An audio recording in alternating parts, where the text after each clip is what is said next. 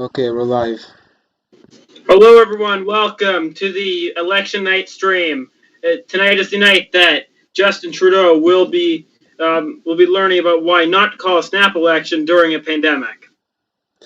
Yes, ladies and gentlemen, welcome to the Brock Campus Conservatives official election night podcast. I'm the president. I'm Luca Batista, and who I have with me is one of our club members, one of our newest club members actually, Cooper. What's your last name, Cooper? I'm sorry. Cooper Hernick. Cooper Hernick. We are currently expecting a few other members to come on. One member has confirmed that they'll be on at about 10 o'clock. They're a bit preoccupied right now with a few other doings. However, on that note, we do think that we have a pretty good show for you set for tonight. We are just waiting on a few people to come on in, but for now, we're just going to make an announcement on our social media platforms with to announce to everybody that we're now live and we're in the flesh. So if you're in our stream right now, please send the link to all your friends. Please get all your friends to watch. Get everyone to watch. We need everyone to watch this. Get your family to watch. This important night. Your great This is a very important night. We all need to watch Trudeau learn his lesson. But why not to be a fascist?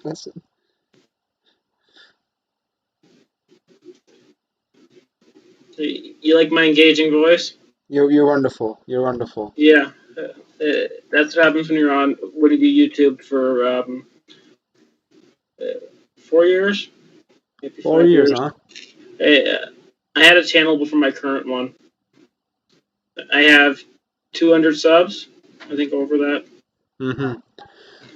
So, we're just gonna wait for a couple more people to come in. I don't know how many viewers we. I don't want to keep going back and forth to the streaming thing.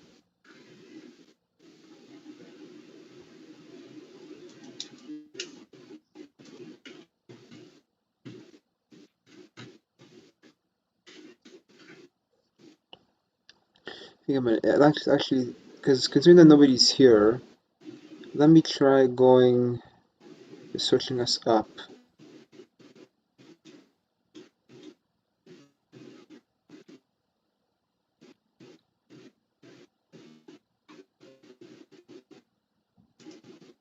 I'm gonna pull a couple of tricks. I'm gonna post this on Reddit.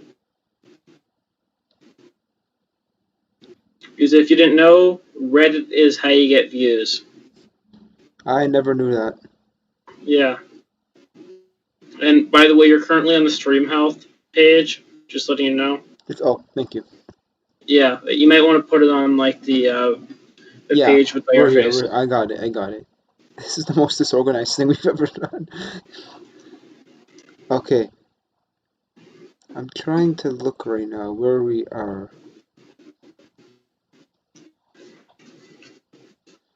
Alright, well. Okay, so we are live.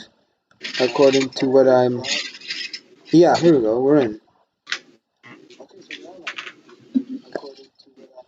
You may hear my voice over it, but I'm currently watching myself. It's because of the 30-second delay, that's why. Yeah, it's a bit delayed. Who cares? I gotta get the link up, because the link I was given is not working. No, not in that, no. Yeah, but you probably have the link from before the stream even started. You listen, Cooper, I'm trying, okay? This is my first time doing all this stuff. I'm trying. Yeah. That's why I offered to do it for you. You offered me 10 minutes before we came on live.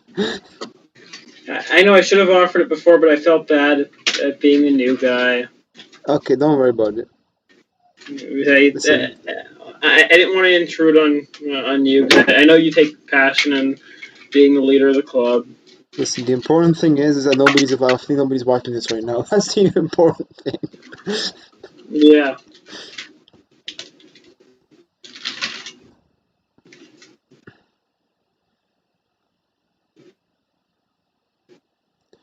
Okay. Nationalism in Quebec is really popular according to my poll. Oh, really? Because according to the polls, people,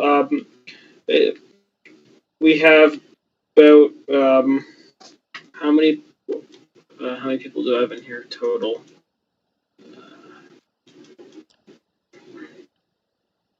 About over 50% of the people took this poll are Bloc Québécois supporters. All right. And the second most popular party is the NDP, surprisingly. Really? Yeah. I'm Meaning not there surprised must about be a lot of people that don't like nationalism. There is the minority party. that. Okay, so And they prefer for communism. now, whoever is watching, hello, good evening. We're kind of in a bit of a pickle right now when it comes to setting everything up, but we'll get there. So for now, we will go to the live standings. Liberal have 25 seats. This is according to Global News. Decently reliable website. It updates every couple seconds, actually, as is most election sites do.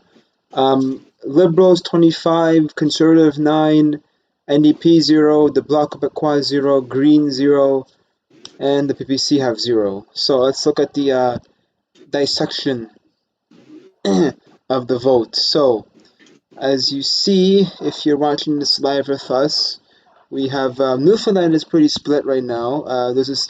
It's pretty red if you can see on the map, but Yeah, but there is a little bit of blue. It's leaning blue right now in one of the districts in Costa Bays in central Notre Dame. yes, the map I'm looking at is a big. It's all red, but there's a big giant blue blob in the middle. Yeah, and that's the part I was just talking about. The Conservatives are currently up by about 1,000 votes, Oh, really? with Let's see.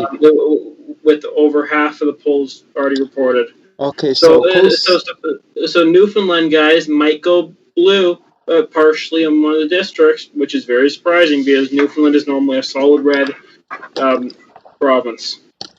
Or even orange, because I've seen the NDP win a few seats there before. Yeah, the Newfies.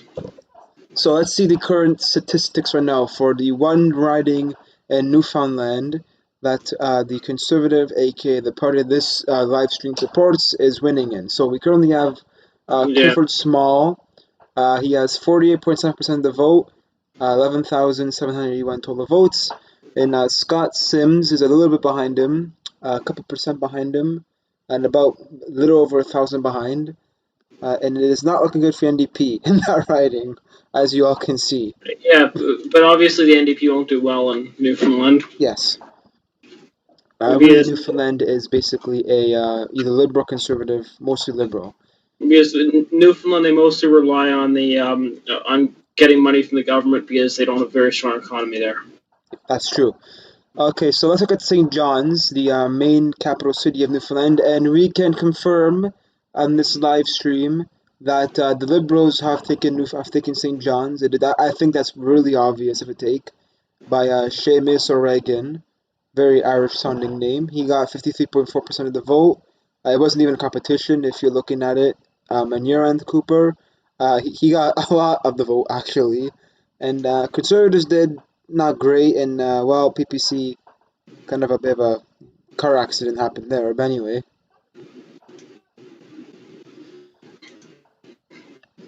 okay, so let's continue on a little journey across the Atlantic provinces. Let's go to one of the places that we are actually winning, and I think it is confirmed. No, it's not. Rick Perkins, 42.1% of the vote, 8,956 total vote, 8 total votes. Liberals are a little bit behind. It'll be about 1,500 it looks like, and they're behind by about a little bit under 7%. NDP, excuse me, are slowly creeping up a little bit. They're at 20. They're still far off from the Conservatives, but they're somewhat closing on the Liberals.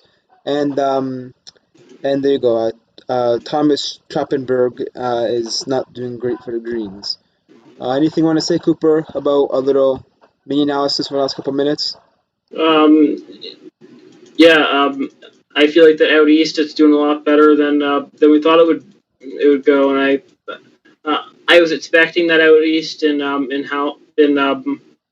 Nova Scotia would be a lot more red, but it's actually going pretty blue, and I'm very impressed.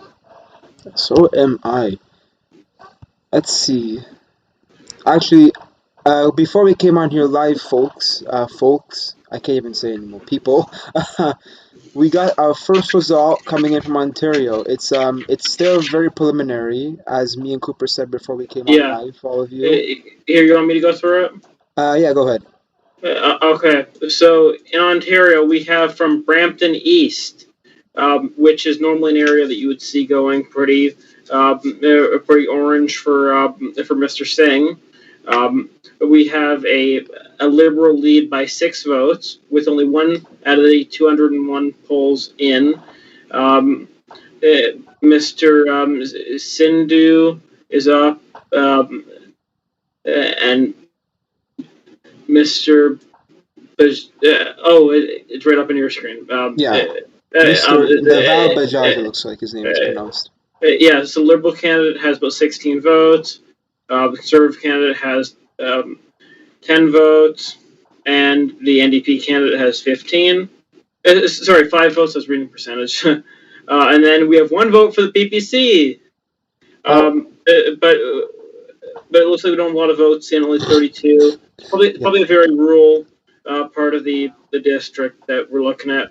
But I wouldn't say it's very solid in predicting how the election is going to go, because that it's probably going to go NDP by the end. Okay, so we just got an update. I this time scrolled up to the live seat count. It was updated a couple seconds ago, actually. A couple seconds ago. Liberal have taken a seat from the Conservatives. One originally Conservative seat that was maybe a couple minutes ago blue has now flipped to red. So now the current standings are 26 Liberal, 8 Conservatives, and the rest of the parties have 0. Fun fact for you folks, people. NDP did have one seat earlier tonight, about 20 minutes ago before we came on live, and I believe it was in Nova Scotia, I think it was, but they have since lost it. We are going to assume it flips to Liberal because we cannot possibly see a left wing seat go to the right, aka the Conservatives, or even the PPC. Um, and also, the Bloc Québécois actually had a seat earlier tonight. We'll just go to that spot where they were in. We'll go to Quebec. Here we go. I believe it is Gaspé. Yeah, it's pretty much Gaspé. Um, so the Bloc Québécois, they're still pretty much in it, even though it's only 8 of 223 polls reporting out of Gaspé, Les Îles de la Madeleine. Apologies if we mispronounce anything tonight. Currently, Diane Liebelt-Hillier, once again, the Brock Campus Conservatives would like to apologize for any mispronunciations of any candidate name or writing or anything else. She has 340 votes, 40.1%. The Bloc Québécois by Guy Bernatchez, 38.5%, 326 votes in total. Conservatives are pretty well behind. NDP are well behind, and well, I mean, PPC are trying. I'll give them that. I mean, 2018, but they're trying Yeah, anyway. Eh, yeah, they're definitely trying, but I don't think that they'll be winning anything this year, Okay, so except for maybe like 1 seat. I'll say. the Brown Campus Maybe, Conservatives wants to give a challenge right now to the PPC party. Win one seat. You know what? No, that's too easy. Win 2 seats. Just win 2, and then come talking to the or Conservative 3. Party. Yeah, Just win 2 seats. yeah. Okay. So actually, And should we make a bet right here? Will that 1 seat be Maxi Premier's seat, or will it be a different seat? you're hearing it. Actually, I predict Maxime Bernier will be losing his riding. He did in 2019, but maybe tonight might be different for him. But currently, I've decided we are going to look at the stats from 2019. Of course, the Liberal minority won. It was 157 Liberal, 121 Conservative. The Bloc Québécois, that's right, folks, the Bloc Québécois actually outperformed the NDP in 2019, getting 32, NDP 24. Green Party got 3 in very surprising fashion. Independency got 1. I believe that independent used to be a Liberal, I think, if I remember correctly. If not, it was a full independent. And of course, we have the break-off party from the Conservative Party, who at the time were a brand new party, got 0 in 2019. But tonight, they're not really new anymore. It's been about 2 years. So, They got a little bit of Yeah. experience under their belt now. So yeah.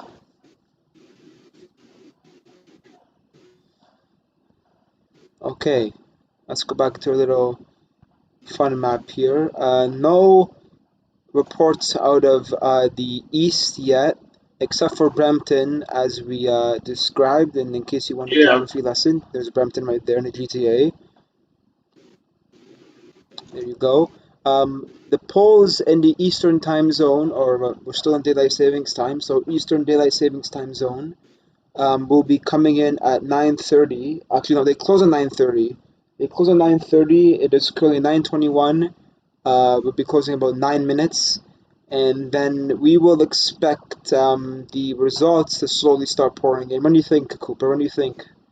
Um, uh, 9:45 maybe? I I'm gonna say 9:45 or maybe 10. What? I'll go back and zoom into Toronto and the GTA, and we'll go look at Thornhill. I know there's no votes in, but I think we should talk about the new candidate, Melissa Lastman. Lanceman. I Okay, always let's look forget. at phone. Let me get phone out for a minute. Let me see. Ooh, and I think that Quebec district just flipped. Oh, we'll get to it in a minute. But for Yeah, now, because it looks like it on your map it flipped. yeah, I'm looking at your screen. yeah, we did see that. I saw that too. But you wanted to talk Yeah. about Melissa Landsman in Thornhill, yes? If you want, you can zoom in on your map and yeah. So Melissa Lanceman. So she's my MP, and I've actually had many discussions with her. She's a very good young conservative. I think she's the future face of the Conservative Party. Um, I think that she's a bright young candidate, and I think she's definitely better than the Liberal candidate Gary Gladstone, as a former um, York Region councilman. I'm pretty sure. I think that she is definitely a future face of the party. I just want to make sure I said that because I want all of you to make sure you pay attention to her and the bills she's going to try to pass. Listen, folks, when Cooper says something's going to happen, trust me on that. Okay, before we go back to Ontario, actually, no, before we go to Quebec, actually, we are going to give a little shout out to a pretty good friend of the club, the member who's running for it, Christina Whaler. Christina Whaler has had many experiences with the club in the past under both past executives before I became president, and now. Uh, Before we go back to Quebec, we would like to wish Christina Whaler, being the local candidate for St. Catharines, being where Brock is, being where are now, we wish her good luck, her entire team good luck. We did have a few of our campus club members volunteer for to canvas, which is door knocking for anybody who doesn't know your political jargon. They actually went today, from what I know, and apparently I did not hear any news, but they're staying until 10 o'clock, or they're staying until 9:30, 10 o'clock. So I'm going to assume it was a good day. That or they're watching the election. Um, so good luck, Christina.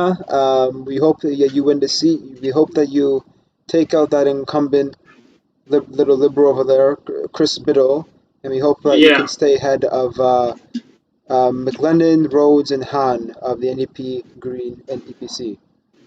yeah, Now let's go back to Quebec, as Cooper said. Oh wow! You know, Cooper, this is why you have a good eye. This seat right here, Miramichi Grand Lake, was actually Liberal a couple minutes ago, and it's now been turned to blue. yeah. So right now we have a Guy Bernitzi. I'll just call him Guy. He has 444 votes, and there is 10 poll stations out of 223 reported, out of 233 total in that district. So the Bloc Québécois is up uh, with a 41% lead, and the Liberals have 38%, and the Conservatives have 13%. Then the NDP have 5%, and the People's Party have 2%, which is 22 votes. So Depressing. that's And we also have a new party in this district. We have the Free Party of Canada with 5 votes. I just wanted to give them a shout out because it's nice to see like uh, these fringe parties getting You some know, vote. Patrick, as you were talking about Gaspésie, les îles de Madeleine, basically Gaspé, that actually went right back to Liberal. Oh, Liberals have taken it back. yeah, I just noticed that that means it's a really tight district we Yeah, got I here can see. on the tip of Quebec. Yes, as much There as is we love, another word I use to describe it, but it is the tip of Quebec. as much as we love to promote the Conservative Party on our club in this live stream, I think Cooper, even though we want to be optimistic, I think Jean Pierre Pigeon has run his race for tonight. He is far behind. Yeah, and it's very hard for a conservative to win Quebec. You got to be honest with that. Yeah, conservatives have not really done well in Quebec, Yeah, essentially for 100 years since World War One. So you're going that far back. Things have been pretty bad. yeah, and but I think that Aaron O'Toole could do better because he's the first Ontario conservative since the 1990s. I'm pretty sure. So that's one of the main reasons why I like Aaron O'Toole so much because I know he's going to care about our districts here in Ontario. He's Okay. not going to be like just someone that only helps out Western Canada. Yeah. Okay. So let's go back to the live count that was updated 9:27 and 9 seconds. That being a couple seconds ago, actually.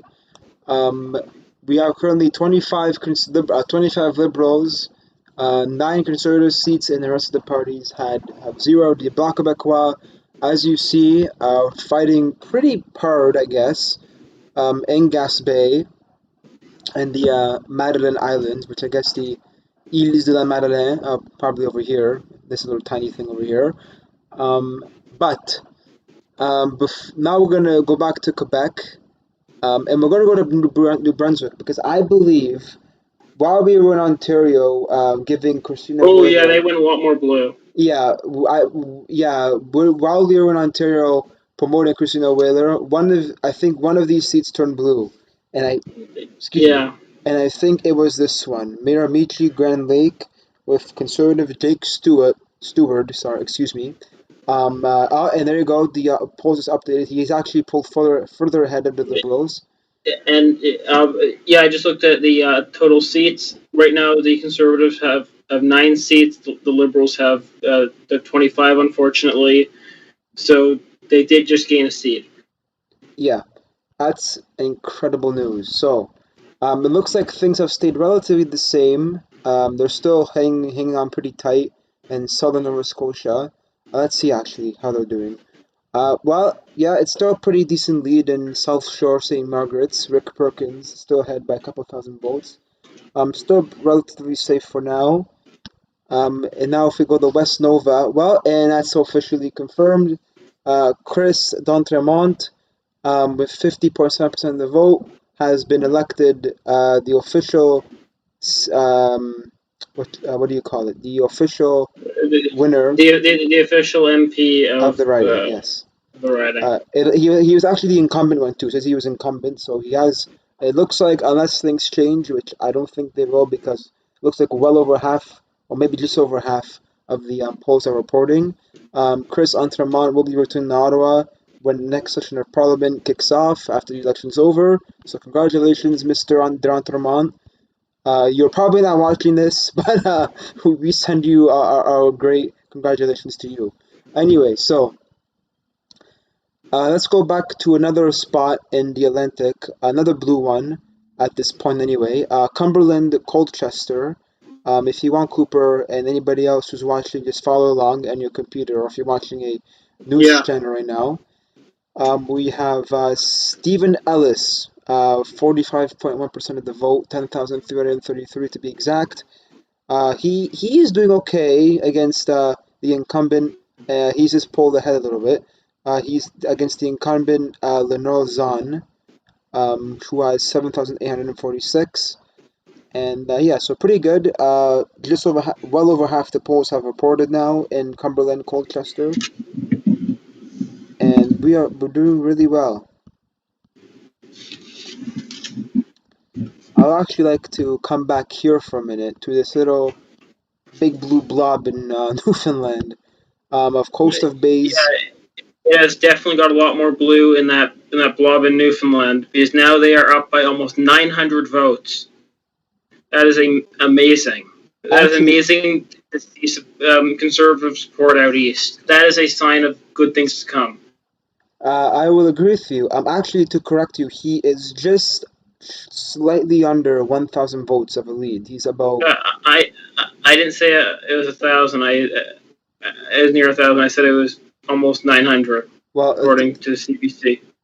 from what I'm looking at and from you, the viewers looking at Warriors Region Global News, he is actually ahead, according to this, by 991 votes. Actually, no, that's not 991. Looks like 981. Yeah, Nine, that's what I'm. 91, 90, 81.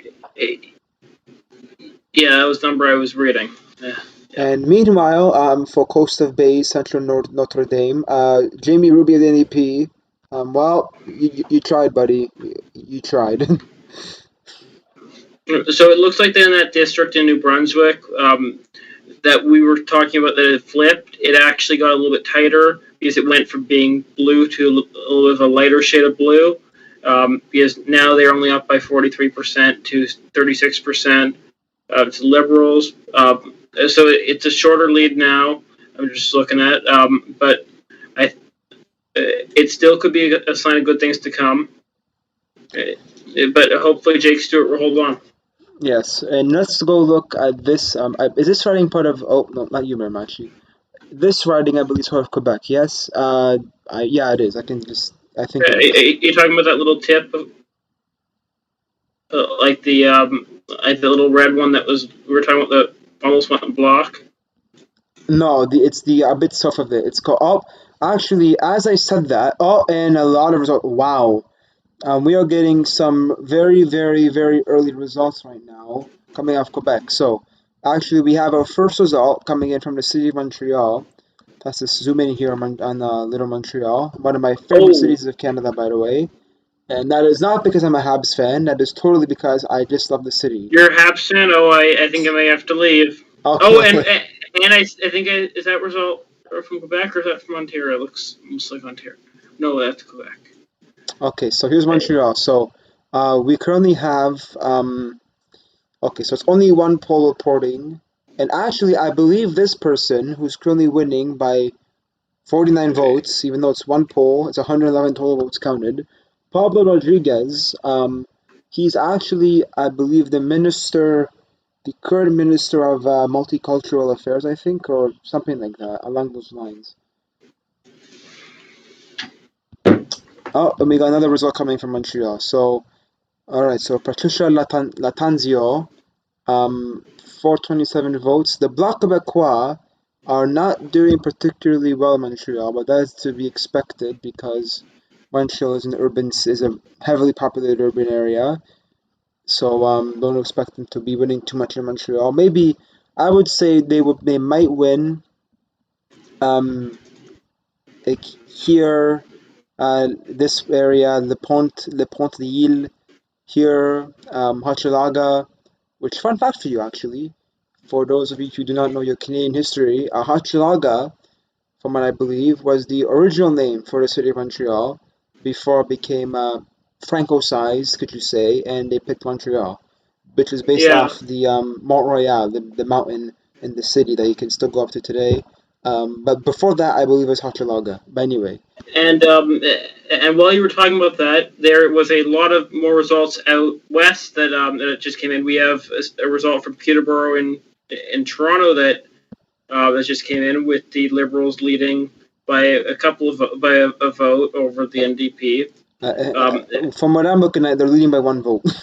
yeah, and we also have some votes in from one little bit of Northern Ontario where the Libs are up Seven. by 7 votes, and I think I saw something from Winnipeg. Yes, I did. I saw that Surprisingly, too. we have the Conservative candidate up by a strong 69%. Now, people, I know that it's only one out of 312 polls reporting, but it is still a relatively strong lead for the very, very early part of that Yeah, ridings. it's a sign of good things to come. That's true. So Yeah. James Bazan, 92 votes. Margaret Smith, 19 total votes. And then PPC, I know it's only 1 out of 312 polls, but PPC are actually ahead of the Liberals in one riding. Really? I couldn't make that up. Oh. And the Manitoba one that we're talking about. Oh, in the Manitoba one, of course they're above the Liberals. Out west, who would want to vote Liberal? And of course, Because all the Liberals want to do now is they just want to help Quebec. That's all Trudeau's wanting to do. that's right. In the cities too. But of course, in the one Manitoba riding reporting, Selkirk Interlake Eastman riding, Wayne James of the Green Party has 1 vote. And it looks like that he likes to have some good times when he's not campaigning. But anyway, looks like he had a lot of fun in the 70s. Which one were you talking about? The Green Party, Wayne James. Yes, he looks like he had a lot of fun in the 70s.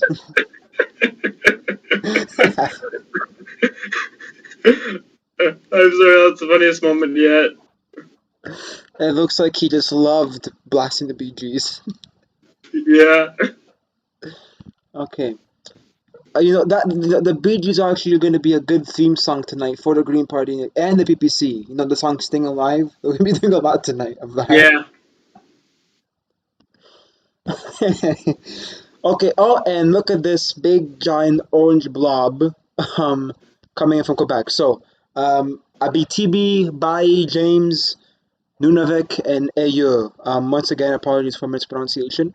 Pauline Lamboy, 17 total votes.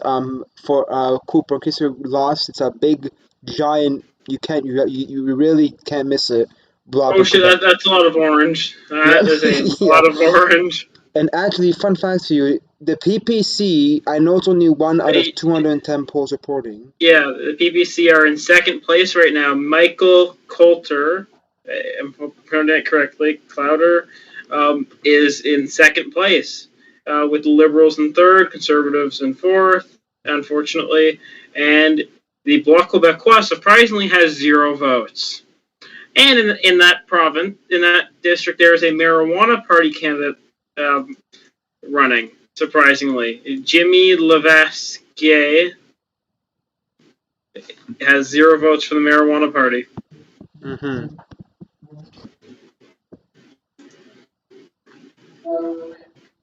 Okay. Okay. So, all right. So let's see the current standings when it comes to the Quebecois race. Okay. So, And I think we have an update on the current seat projection. So right now we have 36 seats going to the Liberals, 15 seats going to the Conservatives, 4 Bloc Québécois seats, 1 New Democratic seat, and we have 1 Green Party seat. oh, really rare. That's what it says on the seat map. I don't know where it is. Oh, I found it. It's hidden. It's got to know. Wow. Gatineau's going green. Got to know going. You never see that a lot. Yeah. I'm very surprised. Stranger things have happened, kids. Strange things have happened.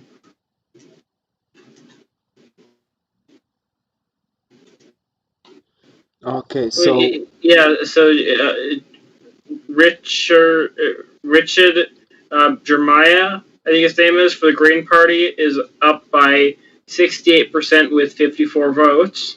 We have the Free Party in second, which is another small party. Then we have the People's Party in fourth. Then in third we have the Conservatives with 4 votes. We have the People's Party in fourth. Liberals, Bloc, Rhinos, Marxists. Then we have the New Democrats. So we have all the weirdo parties in that district. I like to say weirdo parties. Yeah. And I think we have a local election we have Niagara Center has an update. And we're losing. In Niagara Center we have Vance Baldway up by 81%. Oh, remember, only one district is in, so certainly one polling station is in. That's right. You have to keep that in mind, folks. And the Conservative Graham Speck has only 4 votes. I think he'll probably get more. There's still a lot more to go. We have New Democrats with 3 votes, People's Party with 1 vote, and Greens have nothing. Okay, so Niagara Center, which is actually just south of the St. Catharines Garden that we are currently in, is, as we've already highlighted, Liberal. I know it's only one poll. Yeah. There's still a lot of votes to be counted, but it is Liberal at this point in time.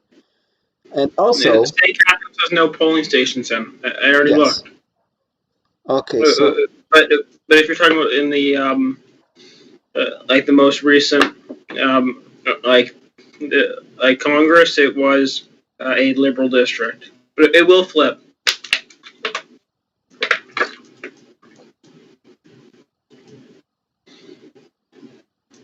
Okay, now we're currently looking at Elgin, Middlesex, London, which is... I was looking at them too. We have a Conservative up by a nice strong 43%, which is only 10 votes. Only one polling station is in.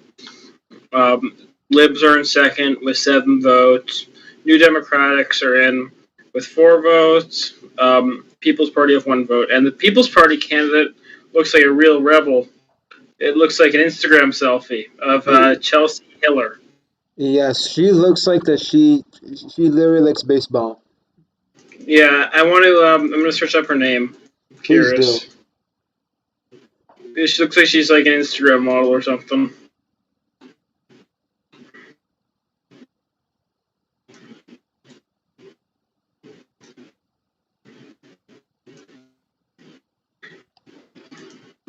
So Chelsea Hiller.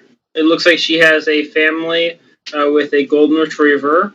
By the way, she has 2 boys, and she has her boys wearing PPC hats. Her kids are named Harlan and Flynn. She graduated from Carleton University with honors in literature, holds a post-secondary certificate from Algonquin College. Okay, actually, Cooper, while you're mesmerizing yourself with Chelsea Hillier and your entire life story. I was just curious about what she her background is. She doesn't seem like a traditional politician, but it's nice to see that out in the southern Ontario, we have a good Conservative winning. Okay, but for now, 40. So let's look at the updated seat tallies as of 9:43 actually about a minute ago. So Liberals have 41, Conservatives have 16, the Bloc Québécois.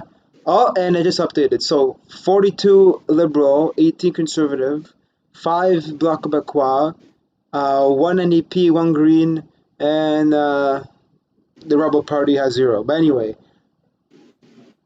By Rebel Party meant PPC. Yeah. Now let's see who's winning. Actually, we do have a Conservative winning right now. It's probably only 1 poll. Actually, it's 2 polls we're reporting. 48 total polls. Adam Chambers, all the way up in Simcoe North. Oh, you're talking about North Simcoe? Yeah, I was looking at that. Adam Chambers is up. Libs are in second. New Democratic in third, like usual. And you have People's Party with 2 votes at the very bottom, where they should be. And in this district, we have the Christian Heritage Party running, another one of the fringe parties. You know, I'm looking at the Simcoe North candidate running for PPC. That really scares me. Oh, one second, is there 2 Simcoe Norths? No, that's 1 big district. Oh, yeah. I was looking at the right thing. Yeah, Simcoe North's PPC candidate, his picture, look into my soul. He looks like a perv. Okay, no, let's not go that far. Okay, also, Before we go to look at the results, the updated map, because I know we have a lot of stuff coming in. Quebec is looking like a wonderful art portrait right now. Before we do that, It's looking like a Picasso painting. not London Fanshawe. Yes, London Fanshawe. I personally am connected along with a few club members with Matthias Vanderlei. He's 20 years old and he's running to potentially be a very young MP. So if you're in London, I sincerely hope you did vote for him. He clearly deserves your vote. That's his day. This is a little bit of a more personal favor for him.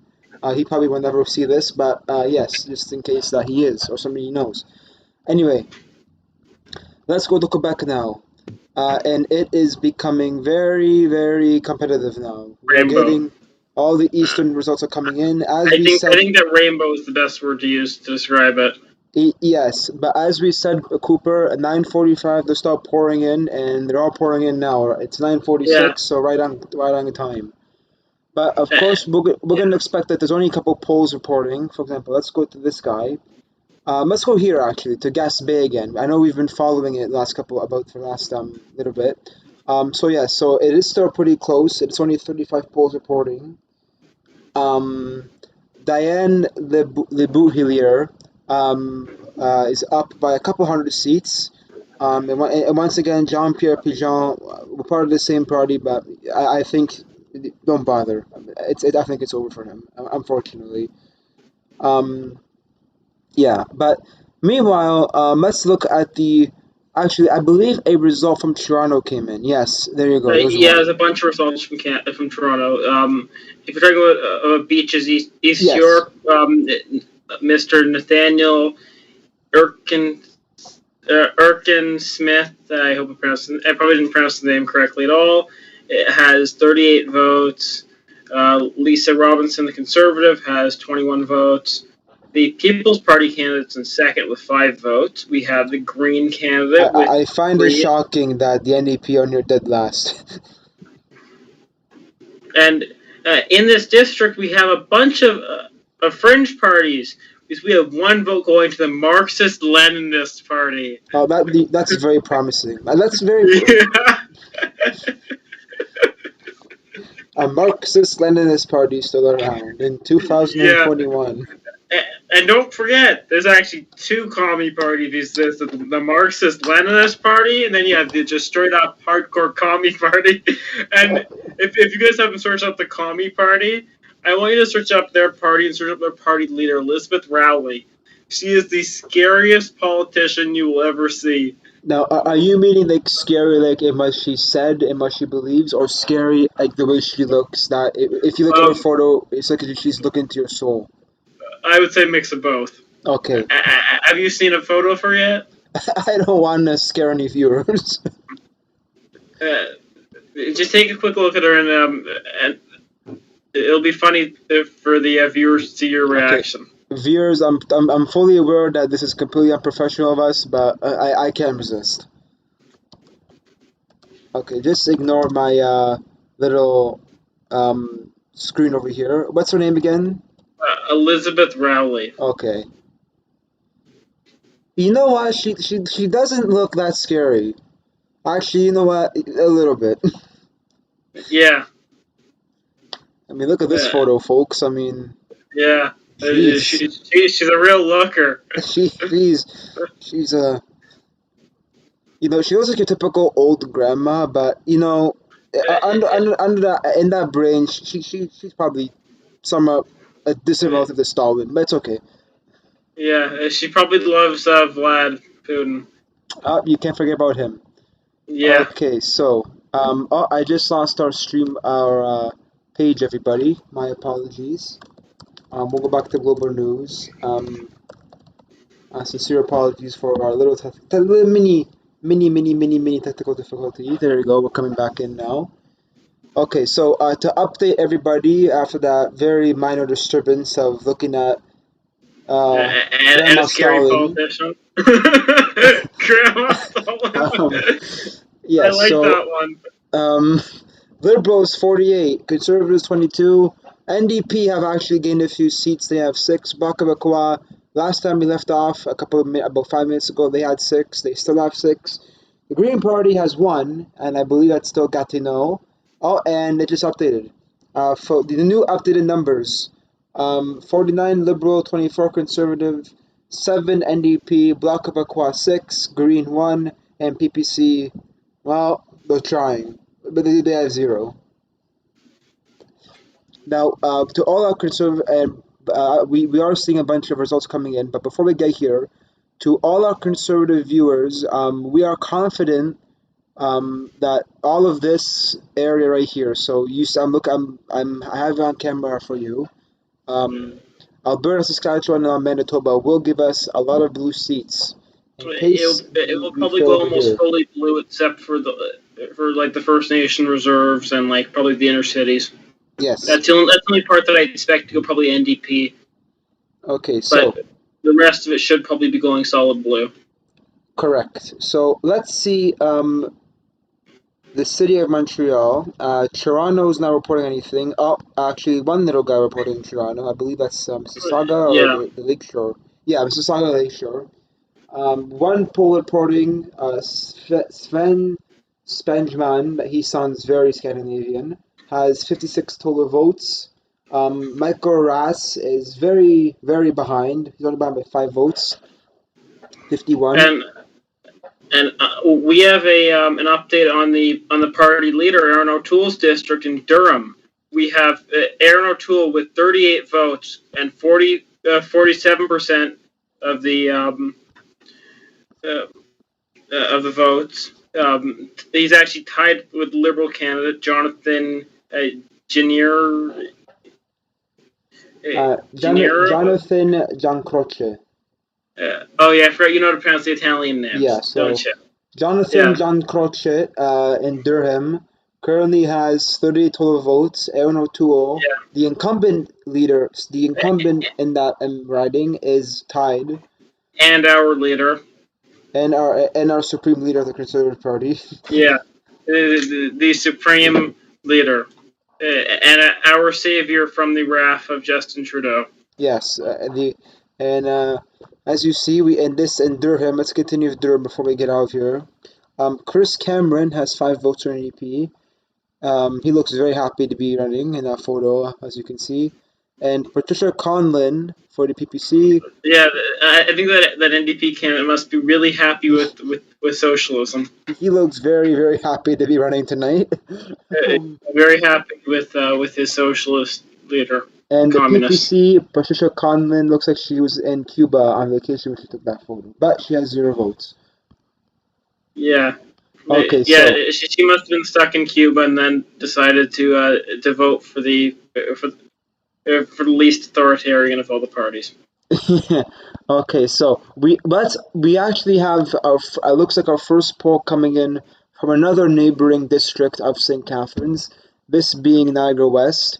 So we have Ian Bingham with 25. It's only one poll, so I'm not really worried yet. But as of now, it is his seat. Ian Bingham with 25 votes.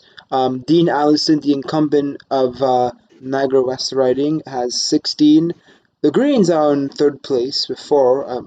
Not really surprised there. There's a lot of agricultural vineyards and fruit yards and etc. out in Niagara West. Namir Rahman has 1 vote, and as does Shaunalee Dirksen, and she looks a little bit constipated in that photo, but it's okay. Yeah, and I think we have. I'm going to give you a little bit of an update on the current seat count. So right now, remember this is elected plus leading. The Liberals have 60 seats, unfortunately. The Conservatives have 27 seats. The NDPs have 8 seats. They block the Quebec Separatist Party, I should probably call them, because they're a bunch of separatists, have 7 seats, and the Greens have 1. And the People's Party has 0. Yeah, they're splitting the vote, all See, right. Oh, zero actually, seats. my page I'm using, being Global News, a bit different from Cooper, who's using CBC, just updated too. As all our viewers can see that. Liberal 63, Conservative 26, NDP 8, Oh, Quebecois 7, the Greens 1. And of course, let's give him some credit, guys. We're trying. Come on, we'll be nice. And oh, 27 seats are for conservative, and that's actually coming from Bruce Gray own sound writing. It's now 28 for the Conservatives. Well, for me it's 27, and also for the Yeah, Greens it's just 27. updated 28. Yeah, so Cooper is a bit ahead of our stream that I'm showing all of you. So he knows a little bit in advance of us. Uh, yeah. So, but we're gonna stay on global news because I'm not gonna Oh, keep interrupting our broadcast. And the Liberals are really gaining. This might, you know what, Trudeau. I'm very. I really feel like kicking myself in my own butt for saying this, but Trudeau's strategy, I know it's only a couple of polls reporting, is working of doing an election. yeah, of holding a snap election when it wasn't even constitutional, basically, to do it. He shouldn't have Yeah, done it. but But we have our first poll that closed out of Saskatchewan, which it's is closed already? yeah. Well, we are our first reported poll out of the northern district of Saskatchewan, with the Liberals leading by 2 votes, and the Conservatives are in second place. And our new Democratic friend has 1 vote, and she looks very happy Oh in yes. her picture. I think all our new Democratic friends have a habit of looking excessively And, happy to be here tonight. and I think the People's Party candidate, I don't even want to try pronouncing her name. I think that she looks like she used a little bit of too much Facetune. Okay, okay. So let's go back to the Atlantic now. So now what we're gonna do, folks, is we're gonna go coast to all of Saskatchewan. So we're only gonna cover the conservative ridings that we're winning, and also the major cities. So we'll first go to St. John's. We'll take a look at St. John's, and it is confirmed that we did confirm this earlier in the broadcast by Seamus O'Regan. Once again, very Irish sounding name. He is probably having a nice shot of whiskey or proper 12, if any of you know Conor McGregor's alcoholic beverage as we speak, because it looks like he has confirmed his victory in St. John South, Mount Pearl, basically St. John. So congratulations on Reagan, even though we're from the exact opposite party as you. Meanwhile, let's go back to Coast of Bays, which we were covering a little bit earlier. And Coast of Bays, Cooper, I'm not sure if you're covering this, the big blue blob in the middle of Newfoundland is actually very, very close, with To being 242 called. of 246 polls reporting. Yeah, that's gonna get called soon. Yes, and Clifford Small is only leading by a couple hundred votes, maybe looks like about 700, 800, give or take. And once again, Jamie Ruby, who looks very excited to be there tonight. I think he's just packing his bags. Anyway, so let's go back to Yeah, I think he said to pack his bags to go back home yeah, to instead of staying in his campaign place. okay, so let's go to another major city now. One by one, we're going to Halifax. That's not Halifax. That's Halifax. Okay, so Halifax is currently a pretty close race. Unfortunately, it is a pretty close left wing race. 124 out of 184 polls reporting. Andy Fillmore is winning with 42.2% of the vote. Lisa Roberts is a little bit behind by about a couple hundred actually. And our conservative candidate for Halifax, Cameron Ellis, is not really having a good night.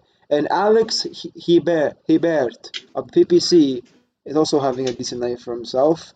And in Halifax, there are 95 Communist Party votes. I'm not joking Uh, about that. yeah, must be a lot of stupid commies. Okay. Okay, so let's go to South Shore St. Margaret's with Rick Perkins and his conservative campaign. We covered him earlier tonight in the broadcast too, about 10, 15 minutes ago.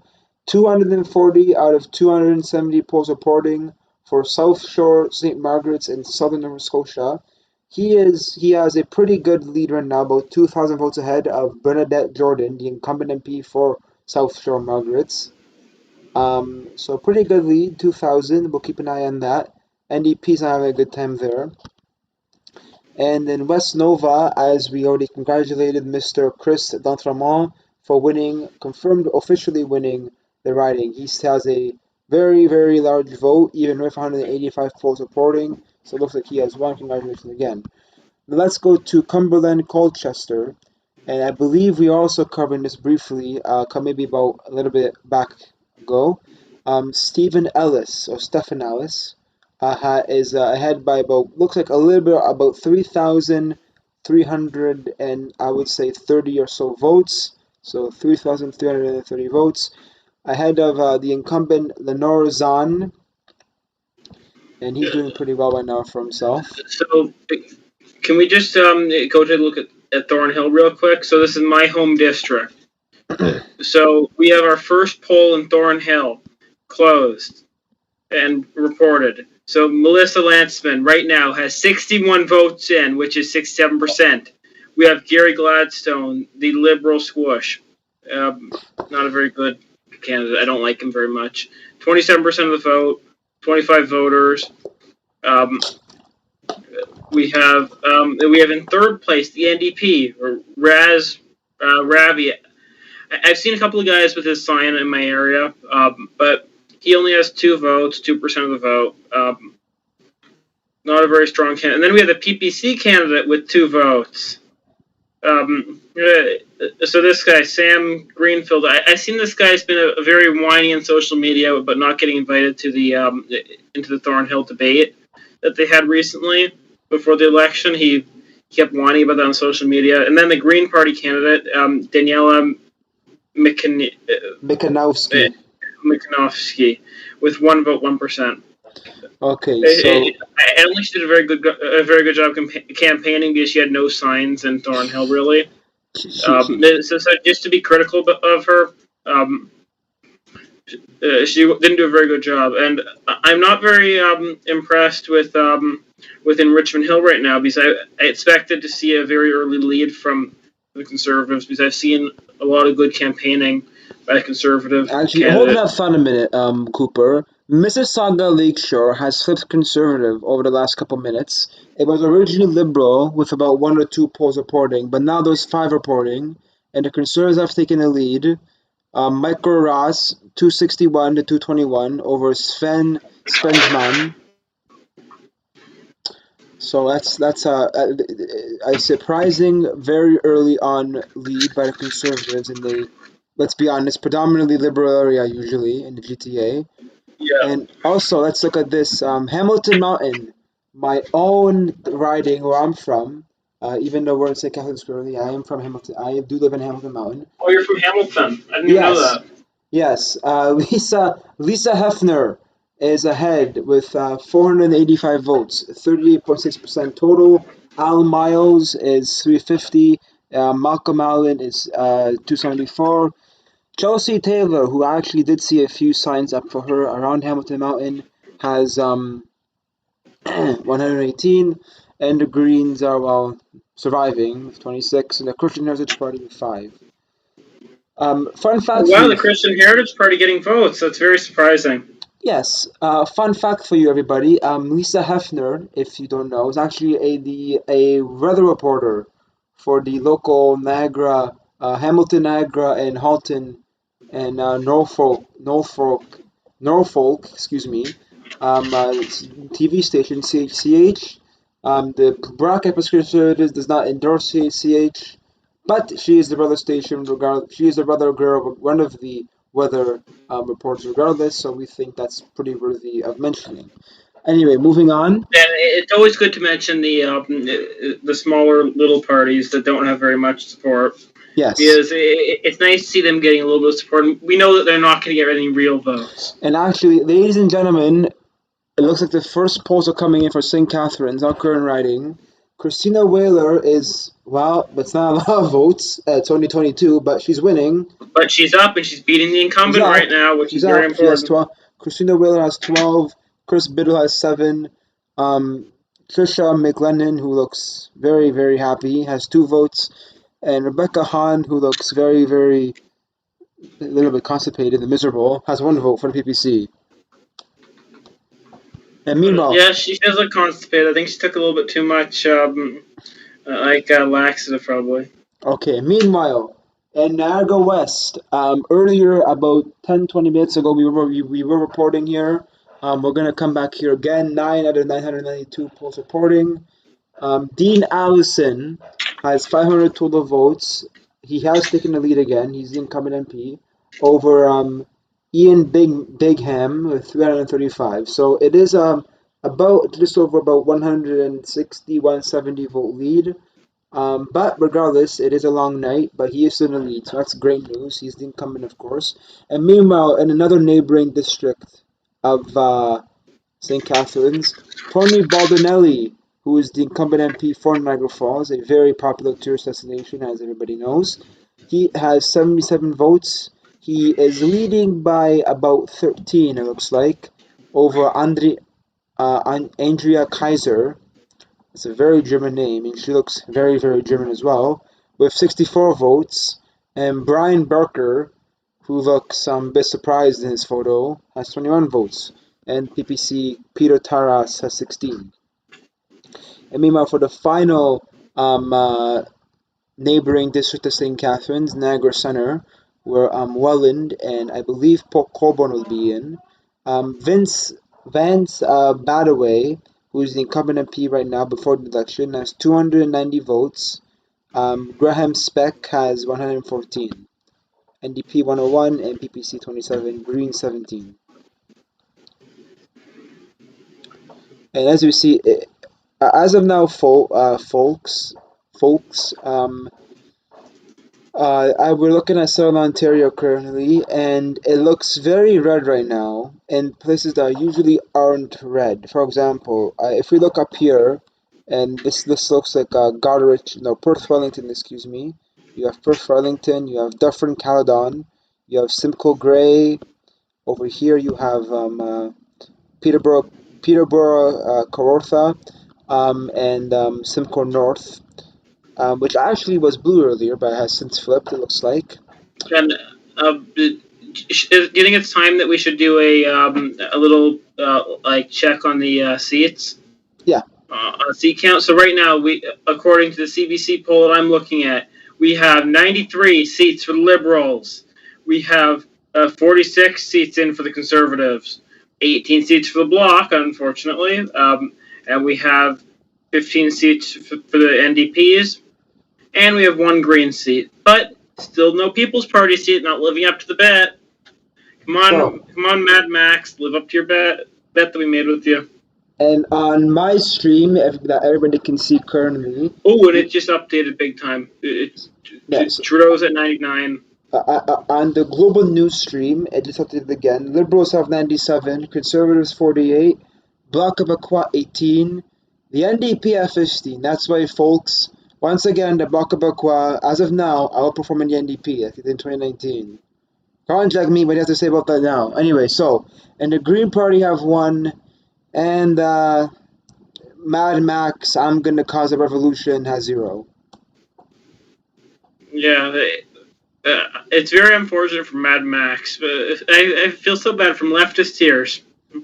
Now, everybody, I know we are currently looking at Southern Ontario, and we will move, and Quebecois, wow, that's becoming very Quebecois in Quebec, but we're going to take a quick look again in Atlantic Canada in a couple minutes, but we're going to focus on Southern Ontario. It is very early on in Southern Ontario. A few of the seats that were Liberal, literally 2 minutes ago, before we did our little total update, have since turned back to Conservative. And meanwhile, let's go let's go to Quebec first. So Quebec is becoming very, very Quebecois. We have some seats in the far north that already have some polls closed. In the Northwest Territories, we have the Liberal up with 41%, and we have an Independent with 30%. Then we have the NDPs, and we have the Conservatives and the Green. And in Nunavut, we have the NDP up with a nice strong lead of 100 points, 100 votes, with almost 60% lead. We had Liberals in second place, and we have the Conservatives in third. And I think the Conservative Party candidate in that district may have had a couple too many drinks in her photo. Okay. In the meantime, thank you, Cooper, for updating that. In the Yeah, meantime, let's go back to Quebec. Ontario, it's all pretty relatively slow right now in Ontario. It's only about maybe 1 or 2 or 3 reports post voting.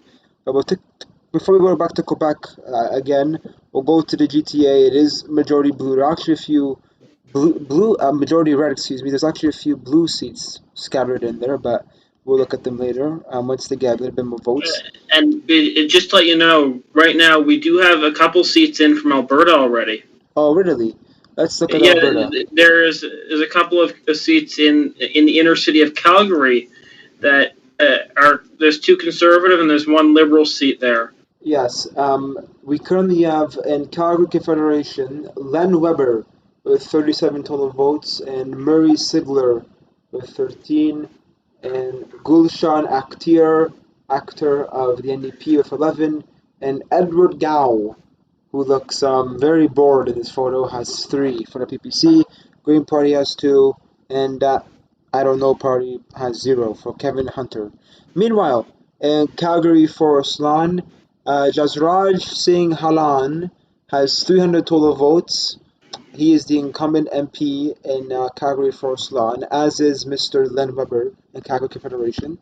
Meanwhile, go back to Calgary Forest Lawn. Jasraj Singh Halan has 46.6%.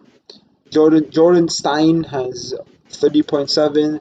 Kira Gunn has 14%. Dwayne Holub, who looks like a bigger version of Mr. Clean, and Calgary Forest Lawn has 37 total votes. Wow, he And really does look like Mr. Clean. yeah, he does. And Kerry Rutherford for the Green Party, who looks in that photo he looks very inspired to do change for the Greens, has 18 votes. Yeah, he's And very. It looks like he's actually very inspired to do change. the And Communist Party has 1. yeah, the commies, led by Elizabeth Rowley, our friend. Okay, so let's get away from the west. Let's go back to the east, where things are getting Yeah. quite tense. And that seat with our good friend Jake Stewart, that seat's actually it looks like he is looking like winning it. He's up by about 1,000 votes. To the Liberal, the NDP is pretty far down behind, but you do have almost 1,000 votes from People's Party. Shocked. Shocked. I'm surprised by that. And I think that the Green Party candidate in that district may have had a little bit too much of that white stuff. What district are you talking about? I'm talking about in Jake Stewart's district, Marici Grand Lake. So it's in New Brunswick. Okay, let's Yeah, go back there. you remember our friend Jake Stewart? Yeah, Jake Stewart. I know we've kind of been ignoring the Olympics the last about half an hour, but Jake Stewart he still has a pretty commanding lead of just under 1,800 votes, give or take, over Lisa Harris. And there is no incumbent. It doesn't say who's the incumbent one. Looks like it might be a new writing. Either that or they're not saying it. Meanwhile, let's go to Quebec, and Quebec is looking very, very separatist again. And Like usual. and let's go zoom in on the city of Montreal. And Montreal is looking, as usual, very, very liberal. Actually, if I'm correct, the riding of Papineau is Justin Trudeau's riding, and let's see if he's winning it. I think so. Let's see. Maybe he's not even winning his riding. I missed. Let me look for it. Oh, then nothing came in yet. Maybe it's on purpose because Trudeau doesn't want to show that he's losing his own riding. I'm just trying to find out. Hey, give me a second, everybody. Bourassa. Yeah, there's nothing in from his riding out of the 213 polls. Okay, so nothing's in. Okay. But Montreal is looking very much liberal as of now. The rest of Quebec, however, I'm going to argue, is really anybody's game. because there's like clusters of Quebecois right now, and you have clusters of the Conservatives, you have clusters of Liberal, and then you have just this big Quebecois blob in the north. Yeah, and I wouldn't really look at that as being too many seats because it's just one big seat in one big rural area where there's nothing. Correct. So I wouldn't be too scared of that. But I just want to give a shout to Julio Rivera for putting up a pretty good fight against Justin Trudeau. I know it's been nothing in, but going up against the Prime Minister in his district, I'm very impressed. He must be a very good candidate. That district is Papineau. Yeah, Papineau. Nothing's coming out of I just want to Papineau mention yet. that. Yeah, I just want to mention that from before since we were talking about Papineau. Yes, correct. So nothing's coming out of Papineau yet. We are going to expect Trudeau to win that, unfortunately. I just want to give the Conservative candidate a shout out because I'm sure that it's probably pretty hard to run up against the Prime Minister. You know, Julio, you tried, buddy. It's okay. You tried. Yeah, and maybe he can come over to Ontario and win some Conservative seats if he wants to. We'll gladly have him here on our podcast. Which, by the way, I'm going to cut back to our faces. I know you haven't seen us in this entire hour, but the Brock Campus Conservatives, of course, do have a podcast. It is available on all streaming sources. Yeah, and if you guys like hearing my voice and my insightful opinion, you guys will be seeing me this year. I know you haven't seen me very much because I'm new to the school. Oh, and we have a seat called in Ontario. We have Parry Sound and Muskoka. The incumbent Conservative Scott Aitchison has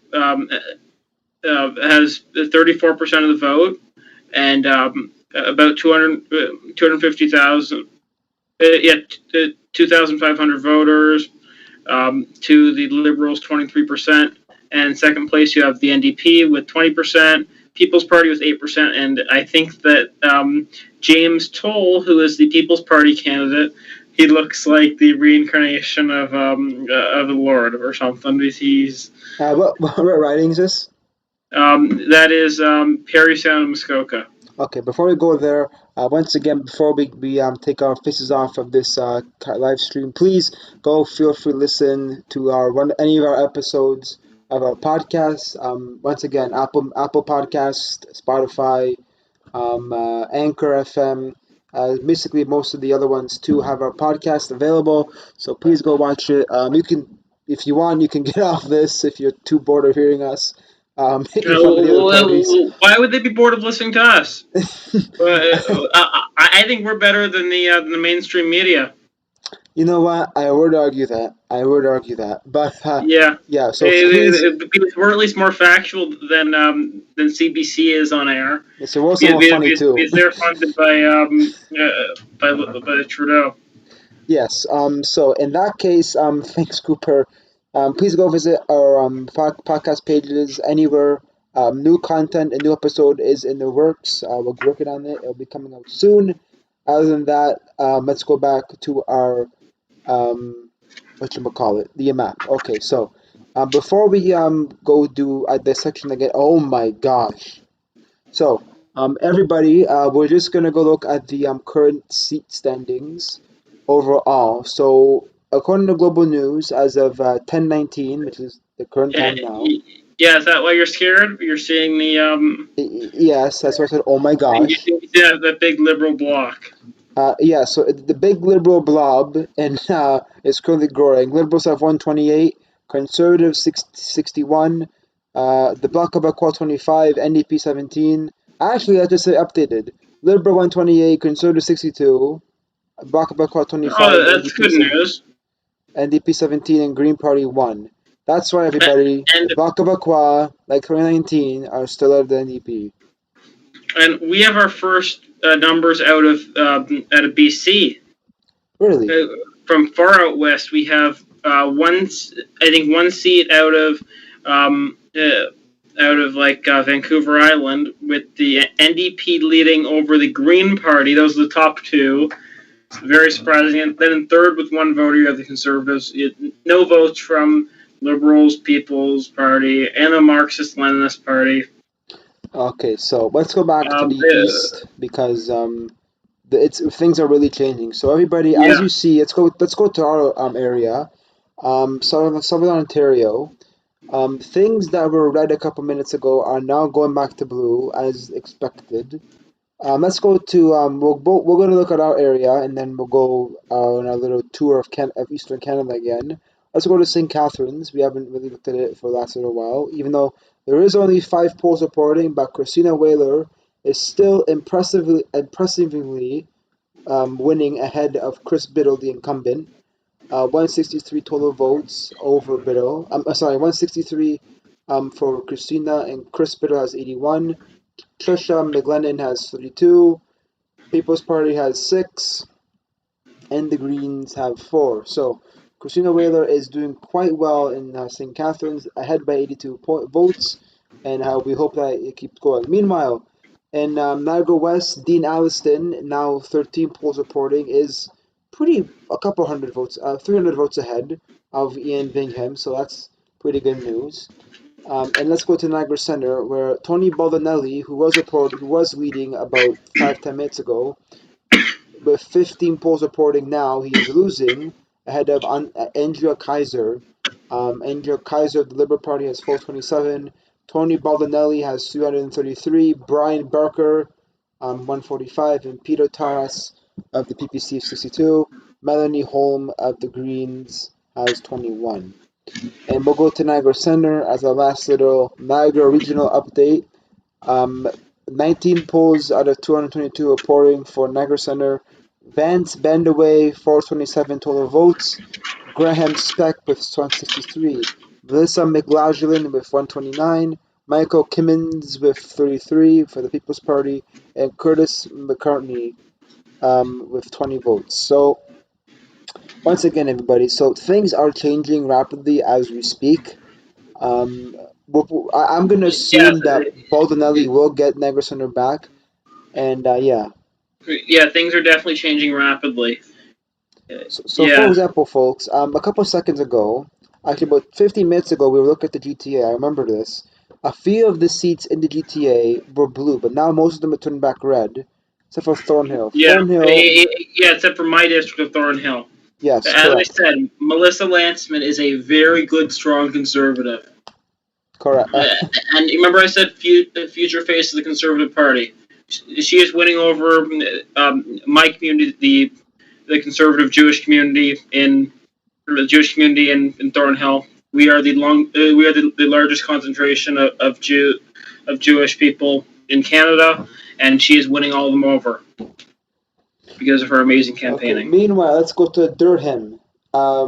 With 3 polls reporting out of 217. Of course, Aaron O'Toole's riding is Durham. He is a bit down. I know it's only, we all know it's only 3 polls reporting, but he's down. It looks like by 14 votes. Jonathan Giancroce has 61 votes. Aaron O'Toole for 47.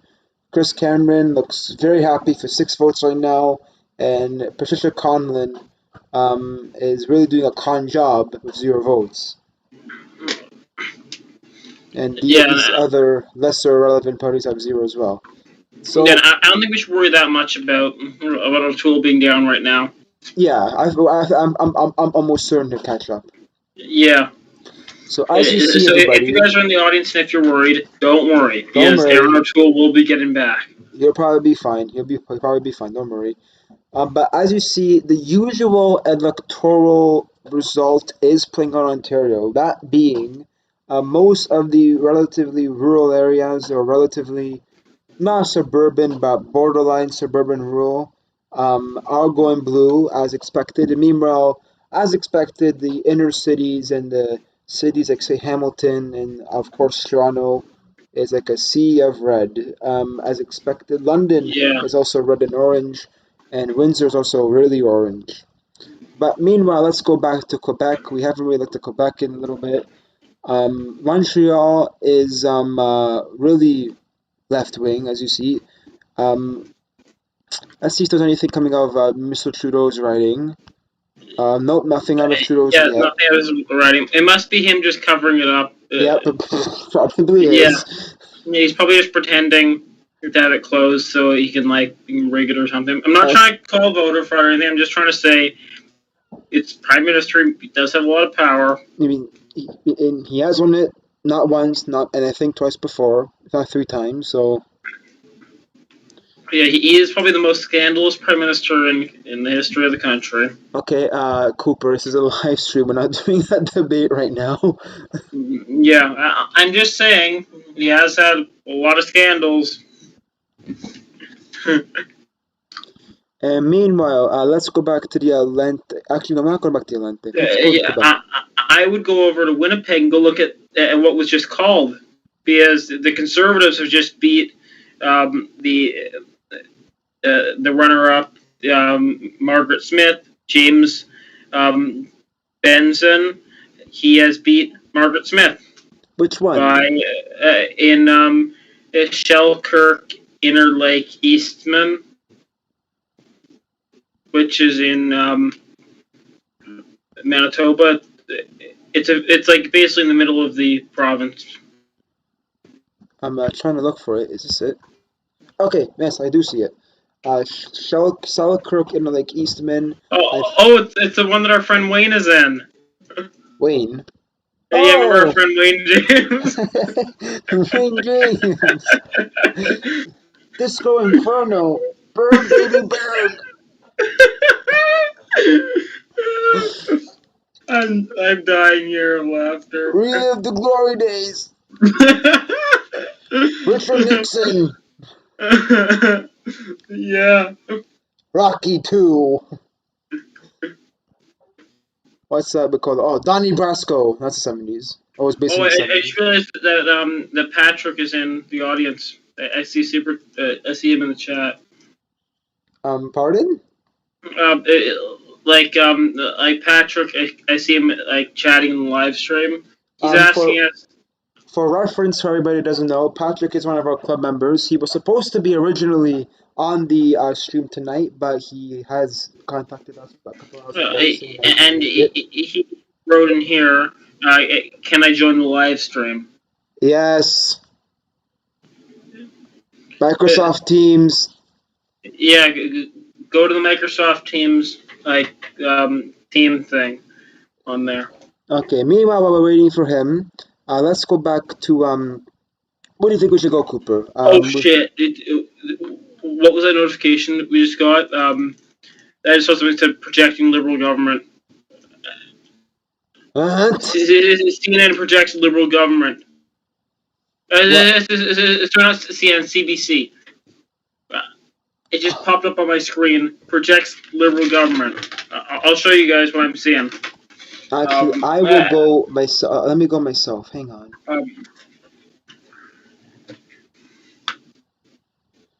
Oh yeah, right. I can't screen share.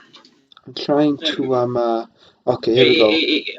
Here, want me to try screen sharing? No, I got it. Okay, everybody. Yep, we see it. CBC News projects a liberal government.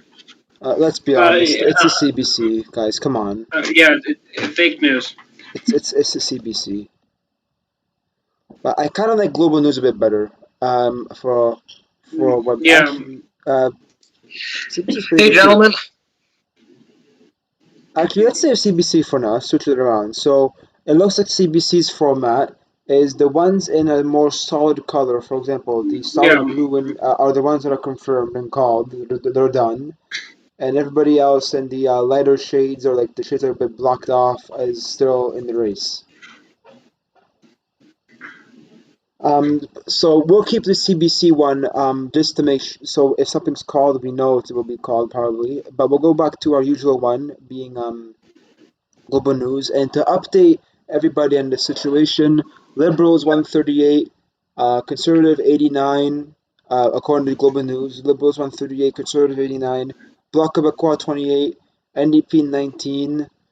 Guys, this is not even like a script. I mean, the Bloc Québécois is still outperforming the NDP. This is a bit odd.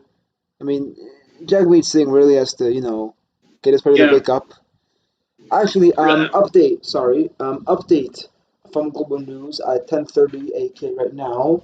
Liberal 139, Conservative 96, Bloc Québécois 28, NDP 20, Green 1, and Mad Max, you poor soul.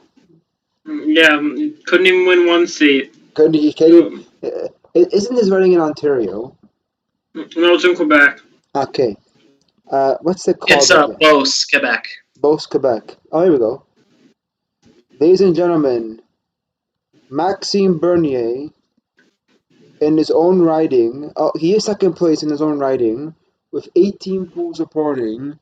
But long and behold, the same party he left and betrayed technically, in a way he did, is leading with Richard Yeah, Lehol if is I was him, winning. I would feel stabbed in the friggin' back if I was him. And the funny thing is, Maxime Bernier, he's pretty well behind the Conservative candidate. He's behind by 503, but Maxime Bernier is only, and I'm not joking, about 5 votes ahead of the Liberal candidate in Beauce.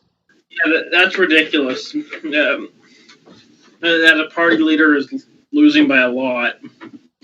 And if you guys didn't know, if he does lose his seat, and if one of his other candidates does win, that does mean that he will be taking over for that candidate that did win as the party leader.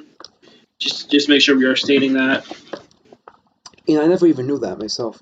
Yeah, because I remember hearing that in the last election about about Mad Max, that if he didn't win his seat, if one of his other candidates did, he would take over that seat.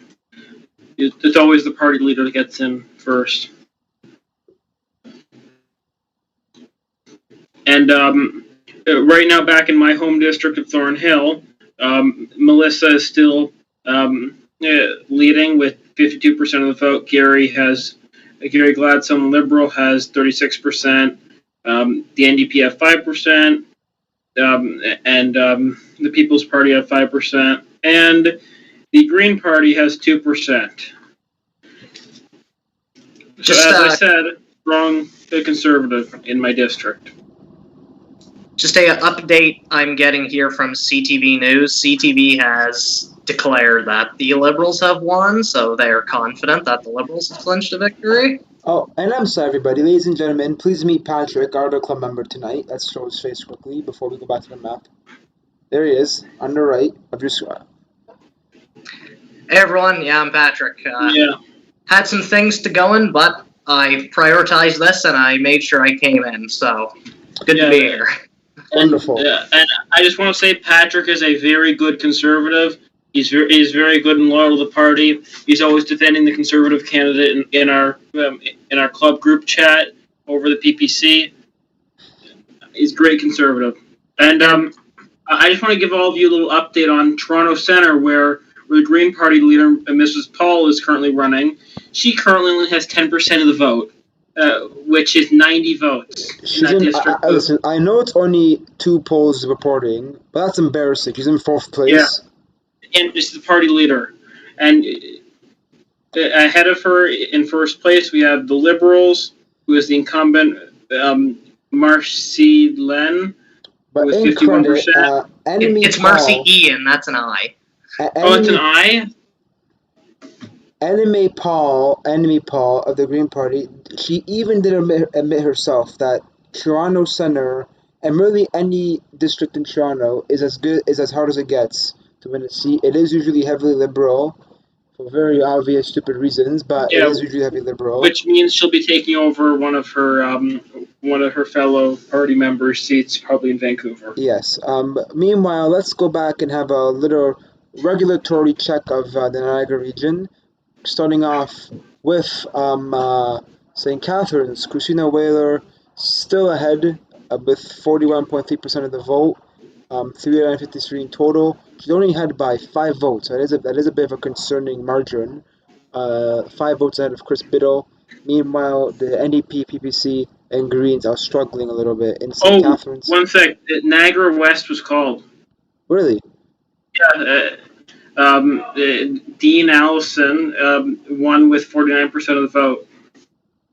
Well, for me and Global News, it is not called, but I'm surprised they're calling it because there's only 22 polls in. Yeah. But I hope that that in St. Catharines that Christina holds her lead. I hope that Chris Beale doesn't get reseated back in Congress in Parliament. Sorry, I always confuse the two because I follow both American and Canadian politics. And I'd just like to come in here with a interesting statistic I've just pulled up. So CTV on their website has already said that they've declared a Liberal victory and say that the Liberals are currently leading in 100 versus Conservatives leading in 64 undeclared ones. But out of the ones elected, it is only 45 to 43 for the Liberals. Yeah, which means that the mainstream media is definitely very biased. Well, let's not forget here, everybody in our club group chat, since you brought it up, Cooper, everybody's freaking out now because they're saying the Liberals have already won. But the problem is, let's remain optimistic here, guys. It's still only 10:30 at night.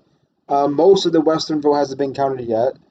Yeah, so let's be optimistic still. There's still time to pull through. But if it gets to like midnight and they're still ahead, screw it, we're gonna lose. But 10:30, we still have a lot of time. So let's not really panic yet. Let's go back to the map. So Southern Ontario is overwhelmingly blue, except if you're in a major city. And well, since we were talking about Christina Whaler a couple of seconds ago, she has now become second place party. Chris Biddle in St. Catharines has taken a 36 vote lead over Christina Whaler. He has 499, she has 463. The NDP are actually going up slowly, 263, with 15 polls reporting. That is very, very, very, very unfortunate, especially considering our club's, you could say, personal ties with the Christina Whaler campaign, both this election and even in past elections as well, under past presidents and executives and club members. But things are actually, I would like to look at London. And I'm just looking at the gains and losses map chart right now on the CBC thing. So right now the Conservatives have gained 1 seat. Liberals are currently down 1 seat, and this is like the net net gains and net losses.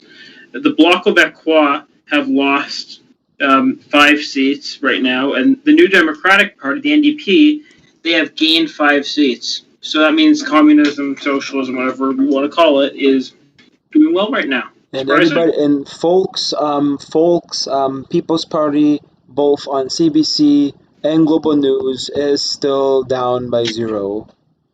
Yeah, and they only have about just over 80,000 votes total.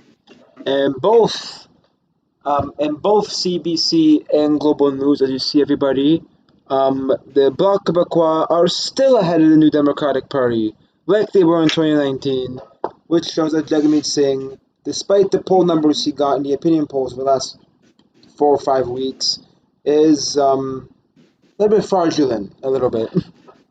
Yeah. Yeah, but it only shows that he's a good guy. That's the only thing that those opinion polls show about the leader. And as expected, everybody, if we look at the map right now on Global News, even though it's only about 22 polls reporting in Northwest Saskatchewan, 35 here, 30 in Moose Jaw, and meanwhile in Alberta, 15 in Yellowhead, Peace River, West Loch, 11. And look at how blue that looks. Look at that nice big block of blue out as west. Expected, that's right. As expected, the central and western Canada. Well, people say Ontario and Quebec are central Canada, but geographically speaking, Saskatchewan and Alberta are pretty much western Canada. They are a big blue blob as usual. Nothing new about that. Meanwhile, the Liberals, according to Global News, have actually lost a few seats. About 2 minutes ago, 5 minutes ago, when I was looking at Global News, they were at 140 for 145. That has since went down to 142, and that's went back to 144. So they're really bouncing up and down now. Meanwhile, I wouldn't personally be like the major news sources and calling the election already. It is only 10:39 p.m. and a lot of the votes has to come in. I wouldn't be believing the mainstream media right now because I remember hearing something on CTV this morning that they said don't trust what the polls are saying tonight. because all the mail-in ballots won't be counted until like tomorrow or the day after. And most people in Canada did vote by mail. I know a lot of people in my family and my friends, they all vote by mail. So I wouldn't be trusting most of the polls tonight. I would just wait. If you And see to add to that, I'm following the CTV feed, and out of the confirmed elected ones, it's 54 Conservatives, 52 Liberals. So the Liberals are leading by a good margin in all of the projections, but currently in the definitively elected seats, the Conservatives are leading. So that's obviously is a good sign that it's not completely out of reach. Yeah, it definitely is not completely out of reach. Yeah, I'm seeing that same thing on the CBC feed, 33 to 32 for the Conservatives. I wouldn't call it yet. And let's go back to I'm very surprised of New Brunswick's results tonight. New Brunswick, I know we've been talking about Ontario and Quebec in the West for the last couple of minutes, but New Brunswick is majority blue. I'm actually shocked by that because they're usually majority red. Yeah, I'm very shocked with the entire East Coast. Because it's usually like almost totally red, but you're seeing like big blobs of blue in southern Nova Scotia that we covered earlier, this big blob in the middle of Newfoundland, and basically all of New Brunswick, with the exception of looks at the major cities. So yeah, St. John obviously is liberal, it's a major city, so expect that. Beausejour, which I'm going to assume Fredericton's around. Moncton is also liberal, so that's pretty expected. But the rest of New Brunswick, outside those two cities, is blue, which is very surprising. And also, I'm also surprised that the Conservatives right now have a little bit of a blue blob in Quebec, in the area surrounding and outside of Quebec City, along the St. Lawrence, going down towards the U.S. border. Yeah, it's very surprising seeing blue in Quebec. And if I might add, what's significant about some of our success in New Brunswick and Nova Scotia is to throw in a little bit of my experience when I was a scrutineer with the party in last election. When I was checking the poll, the party refers to what we call indicator polls. So you keep an eye on which polls in the riding and which ridings rival parties traditionally do very well in. I was scrutinizing a poll where the Liberal candidate did very well in. So what we were looking for was to see if he was weaker there would probably mean that we were doing much better in winnable polls. The same applies to ridings in general. Us getting more seats than projected in a province like New Brunswick and Nova Scotia means that we've weakened Liberal support in one of their traditional strongholds, which not always, but should translate to a little more support in other areas where we're favored to do better in. And I think also, I did discuss this in our podcast, one of our episodes, before a couple of months before the election. I remember saying it, that it is important that the Conservatives may take advantage of that more like traditional mindset of the Atlantic coast, of the Maritimes, because they're not like very like, you know what I mean, like the modern mindset that say Ontario has and Quebec has and even Manitoba and BC have. They've been more traditional minded, and as you see, it's really been paying off, especially obviously New Brunswick and even southern Nova Scotia and Big Blob in Newfoundland. And as I was saying earlier, going back to the point about Ontario is looking very blue, which, as I was saying, would happen when you have an Ontarian running for the Conservatives. So I think that's definitely helping them. And also, we now are leading the Liberals with 40 actual elected seats, the Liberals 35 seats, and we have now gained 2 seats. The Liberals are now down 4. The NDP are up 7. The Bloc is down 4 more seats. And the other party, I don't know which party this is down 1 seat. According to this CBC poll, I'm going to change the CBC, everybody. As Cooper has said, the Conservatives, and Patrick said the 2 Conservatives are ahead in elected called seats. According to CBC, the Conservatives have 42, Liberal 36, the Bloc Québécois have 11, NDP have 2, Green and People's Party and the other ones have 0. And New Democrat became 3 a couple seconds ago. But still, despite the calls of CBC, as you see on screen, everybody, in the actual elected numbers, the Conservatives are winning. But of course, they're getting that number from how much the Conservatives are leading, which is 150, which by the Liberals are leading 150, excuse me, and Conservatives 117. Just for kicks, can we throw it over to what the race in Mississauga Lakeshore is? That's my Of course. that's my home riding. Actually, Mississauga Lakeshore, Patrick, has been a pretty interesting race so far because it's flipped a few times from blue to red to blue and then back to red. So let's just take a look at it. So Mississauga Lakeshore. It is a pretty close race. It is pretty close. Good to see because we've been red the past couple of years. He is currently leading with 42% of the vote. Michael Rass, the Conservative, he only has 39% of the vote, but it's probably there is still a lot more time. Now the incumbent there, Sven Spengeman, I've met him before. He's a good guy. I like him personally, nothing against him, but he's clearly on the wrong side here, so I don't mind ousting him. Yeah, I have to say, a lot of Liberal candidates, they do seem like good people, but they picked the wrong leader.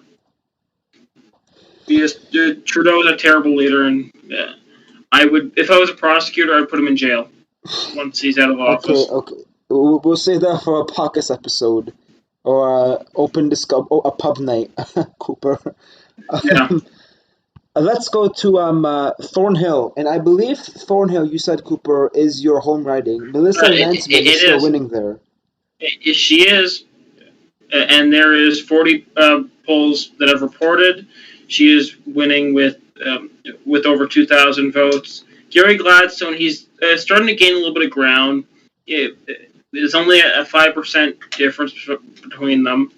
But the NDP is in third with a very, very measly, tiny 6%. Then you have Sam Greenfield, the People's Party candidate, with 5%, and you have the Green Party with only 84 votes because they didn't do a lot of campaigning. Okay. Meanwhile, let's look at my home riding again, and then after this, we'll go look at the ridings of all the leaders. So Hamilton Mountain, Lisa Hefner is still ahead by 144 votes. Malcolm Allen is 2,349, and Conservatives, Alan Miles is in fourth place with 1,743. A little bit unfortunate there. And now let's go to Durham. Let me look for Durham here. Can't really pinpoint it down. Okay, Durham. That's right. So as expected, Cooper said earlier, Aaron O'Toole has taken a lead back in Durham ahead of Jonathan Giancroce. O'Toole has 572 votes, and Giancroce has 353. The happy man, Chris Cameron, has 195, and Patricia Conlon has 56 votes. And these parties, the lesser-known parties, have 4, 3, and 1, according to Global News. That's surprising that O'Toole. That's of course not really surprising that O'Toole's winning his home riding. That's pretty expected. And let's go to Papineau now. And I think the results of Papineau are going to start coming in now. No, not you. Where's Papineau? Here's Papineau. So, as expected, Justin Trudeau is winning his home riding with 715 total votes according to Global News, 50.6%. NDP are 24.3%, 344 votes. Bloc Québécois, 12%, 169. Me and Cooper were kind of playing around with him a little bit tonight, but the Conservative candidate, he tried. He only got 77 votes so far. And I honestly, I feel so bad for him because he's in fourth place right now. He's behind both the NDP and the Bloc candidate. That's embarrassing. I'm sorry for him. I wish him our dearest regards. I would honestly invite him onto our podcast because I want to hear how it was going against the Prime Minister. We have a fruit basket being packed and shipped to him now, folks. Yeah. Yeah, we have to welcome the welcome to the podcast basket. So anyway, folks, enough about Julio Rivera. Let's look at. I'm going to show you guys the national map currently as it stands. So right now, let's go to the eastern seaboard and the east coast, sorry, and Ontario and Quebec. So as you can see, everybody, southern Ontario, obviously except for the cities, if you look closely, they're all in red. The cities like Toronto and Hamilton and St. Catharines, unfortunately, and London too. Windsor's actually orange, but the rest of the outside the major cities, it is blue. And of course, Northern Ontario, as it usually is, it is more left leaning because it is a bit more rural, and admittingly so, they do need a bit more social support up there. And obviously, the NDP and the Liberals have absolutely no problem of blowing a bunch of billions of dollars for social support, and that's why they're all voting for NDP and Liberal up in Northern Ontario. Meanwhile, in Quebec, Yeah, it looks like pretty tightly contested race for the Bloc Québécois. They're actually doing really well in Quebec. Of course, in rural Quebec and even in the areas, obviously outside of Montreal, they're doing really well. Like say, yeah, over here. Are they winning Sherbrooke? I'm just curious about Sherbrooke because I know that city pretty well. No, they are losing, and not they're not that far behind, but they're losing. And the big blue bob in Quebec is still hanging on outside of Quebec City, so yeah. that's good news. And I think that Aaron O'Toole is definitely helping to secure that blue bottom in Quebec, because having a more local candidate to Quebec um, running as conservative leader, it's definitely helping. Yeah, Yeah, and I'm very impressed with tonight. I think that we can definitely still do have time to come back against the Libs, and I'm very shocked right now that the People's Party almost has more votes right now than the Bloc Québécois, and they have more votes than the Greens. but you know what's funny? They have no seats. Yeah, because of a vote splitting and stuff. Actually, we looked at Aaron O'Toole's writing. We looked at Trudeau's writing. Let's actually look at Jagmeet Singh's writing. We haven't looked at his writing Yeah, yet. which riding is he in? Isn't it somewhere in Vancouver? Vancouver. Isn't it like Surrey or something like Oh, that? I Oh, thought he was in he's in Ontario. He's in Surrey. British Columbia. Oh, I'm sorry. Let's go. Yeah, let's go to. Let's see where he is, Mr. It's like Singh. Surrey or something. Vancouver. It's not Vancouver Center. Oh, and by the way, shout out to everyone in the stream, because I did just post to both Facebook and Twitter a link to the stream. So there is now 4 people watching. There was only 2 people before that, so I think that may have been from me. So shout out to anyone that is now in the stream, and make sure to subscribe to the YouTube channel that we are on right now. Okay, Singh is in Burnaby South. Okay, now I know it.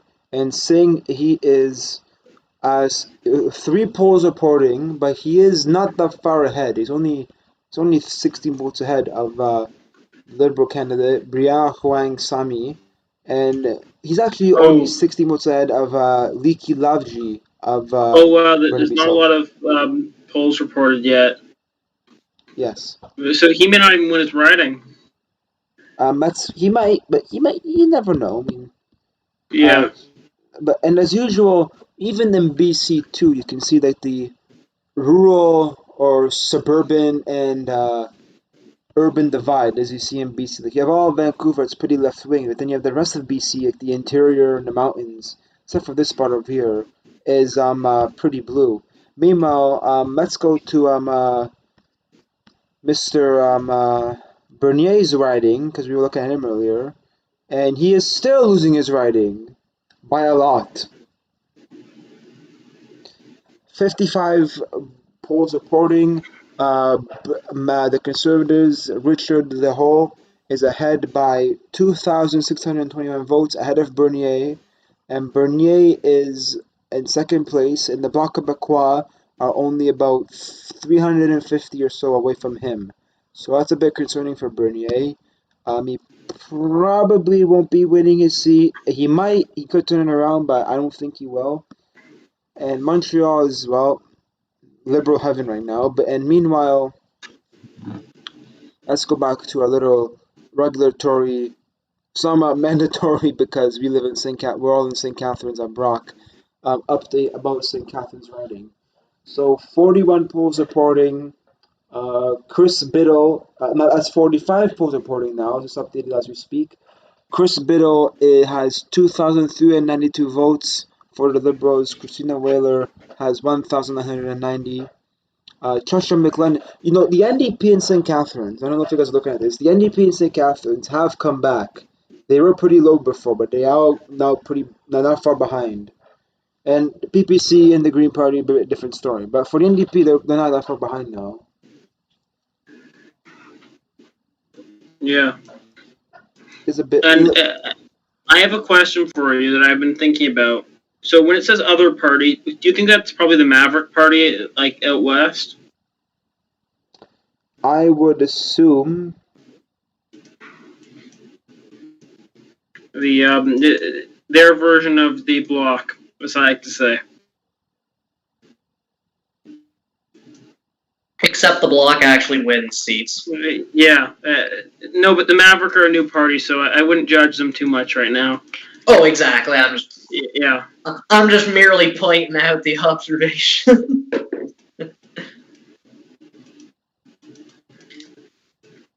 Also, another funny point here. I am looking at CTV's map currently, and I also have the map of the actual results from the 2019 election, and it almost looks exactly the same. Yes, the media is probably lying, like usual.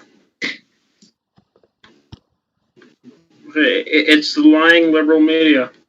CTV also, as well, still puts the Conservatives in the lead in actual elective. They're projecting that they're ahead in like twice as many seats, but once again, the actual physical numbers that are coming in put us in the lead, so if we can keep hitting them hard and push over those ones that that are still contested, anything can happen.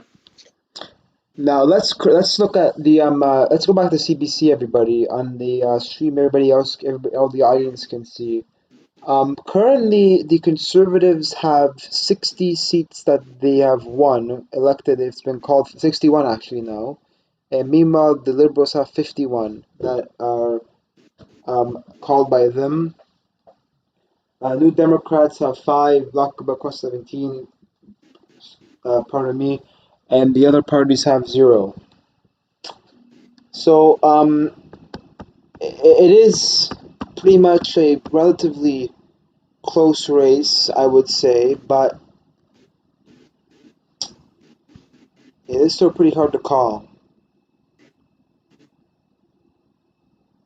In my opinion, anyway.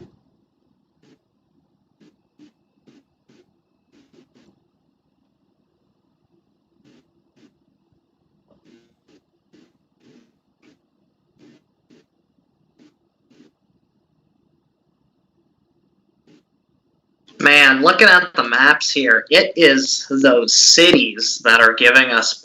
It is those cities and the areas of a high concentration of seats that are giving us issues. Because I saw, like look at that picture on your screen right now. That is almost entirely blue, zoomed out, but GTA in some areas of Quebec. I zoomed out because I was trying to come to your point. GTA is probably the best example of what I just said.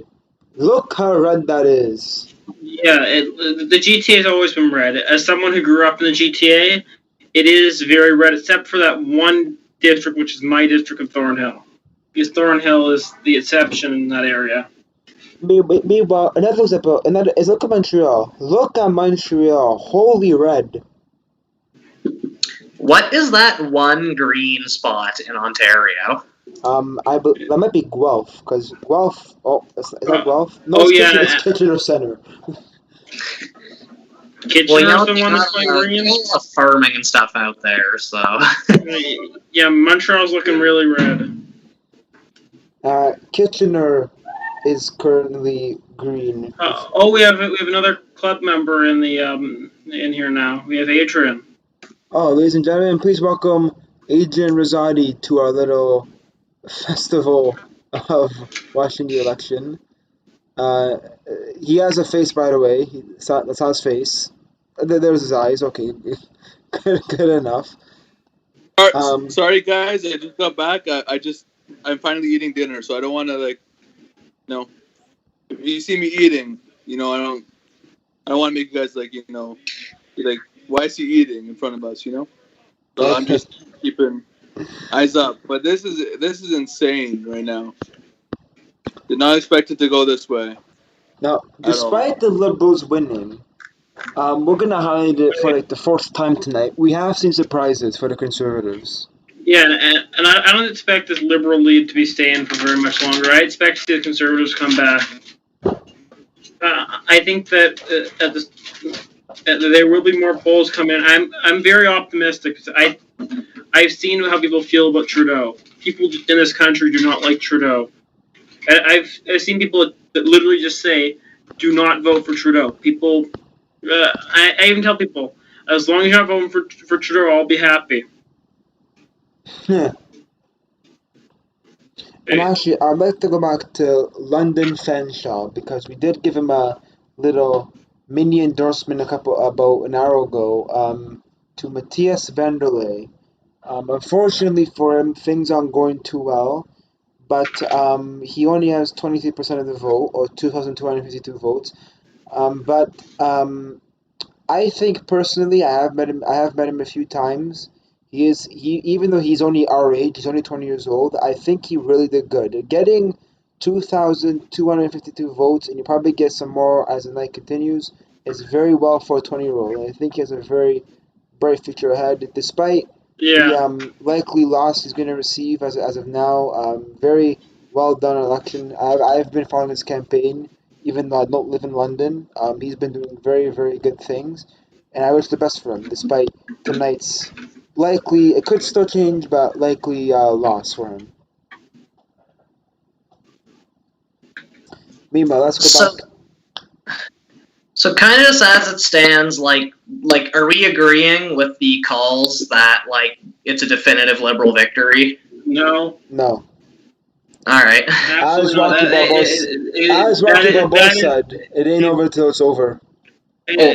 Exactly, but just here's the thing. It's the Liberal establishment trying to use their biases. It's not a real victory. It's not over yet. But here's the issue, though. Are all the media outlets normally wrong? I haven't seen them reverse it after they declare a victory. That's just what I'm scared of. Well, they'll have to reverse it because they're wrong, and we will prove them wrong. I honestly think that mail-in will have a factor on the actual seats of the Conservatives. I don't know. It absolutely will, and that's why I was saying before that we shouldn't make any calls until a couple days from now, because I heard that most of Ontario isn't supposed to count their mail-in ballots until a couple days from now. Because obviously part of this club, I did not vote for the red, so that's coming in, and that's going to boost seats, even though my riding is typically blue. So my vote essentially has, well, I don't want to say no effect, but it's not going to flip it. I'm sure there's other ridings where it could be red or very close, and those mail-ins, if they're blue, will flip it. They're going to advance, though, because they're awarding these seats based on leading, not on actual wins. Yeah. Or if they awarded these seats based on actual wins, we would be up.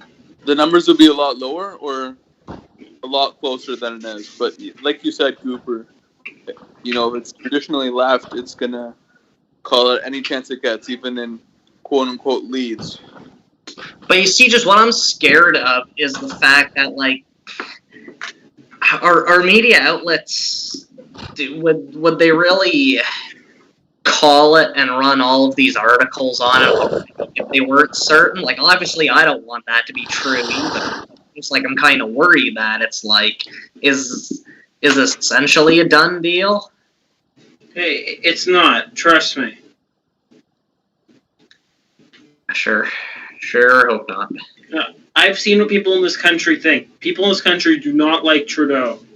Oh, I know. I agree with you. That's, all I've been hearing for a year now. So I have a quick little popular vote update. So right now, the Conservatives are about to pass the Liberals in the popular vote. And right now, the popular vote total is actually, I think, if you add it all up, it would be like over 3 million right now.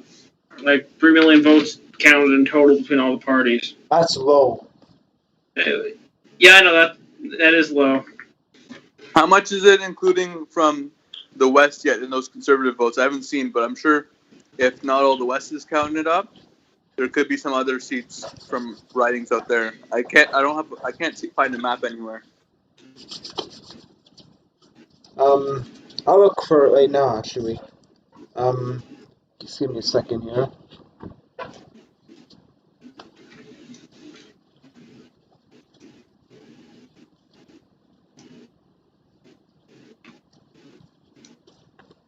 Okay, so the West, let's just pick a random riding. We'll go to somewhere in Alberta. Let's just say Foothills in Alberta. It's just outside of Calgary. 104 polls of 264 reporting. So, and it has been confirmed like a conservative victory. So, congratulations to John Barlow, excuse me. And surprisingly speaking, it looks like Calgary is the only city in Canada that's entirely blue. Very surprising. According to Global News, all the Calgary ridings are all blue right now. And meanwhile, the rest of Canada, like Edmonton's mostly blue, except for two ridings, it looks like. So there's Edmonton, everybody. There's Edmonton. So there's Edmonton, Strathcona, NDP, and Edmonton, Gresbash, NDP, and the rest of it, as you see, is Conservative. St. Albert, Edmonton, Edmonton West. We'll go here, these two. Edmonton, Manning, and finally Edmonton, Mill Woods. Meanwhile, it looks pretty decently competitive still. I mean, So I just did the math, and right now the actual total popular vote is 3,500,099. So about 3.6 million, just to round up. and that's how many people do any of you three or anybody in the comment section watching this? How many people usually vote in the federal election? Let's check from 2019. Meantime, I'm gonna I'll do it. I'm just checking. come out to CBC here, see the confirmed votes. So conservatives still ahead, and elected votes 75 to 65. So total votes, we have over 18 million votes from the last election. Yeah, so we still have a long way to go. Yeah. Basing off that number, we still have a lot. And actually, according to this, once again, like last election, the Conservatives, according to CBC, are ahead in the popular vote. It's only by about 5,000, but they're ahead. Also, like, it's only been an hour that the polls in BC have closed. Not all those are final, right? Actually, Again, same thing I said with the West. They're not closed yet. It's I just saw it. They said 7 PT. Which would be 10. Oh, which is quite ironic. We were to 9, but okay, never mind then. Meanwhile, let's look at the popular vote and not 50 seat counts.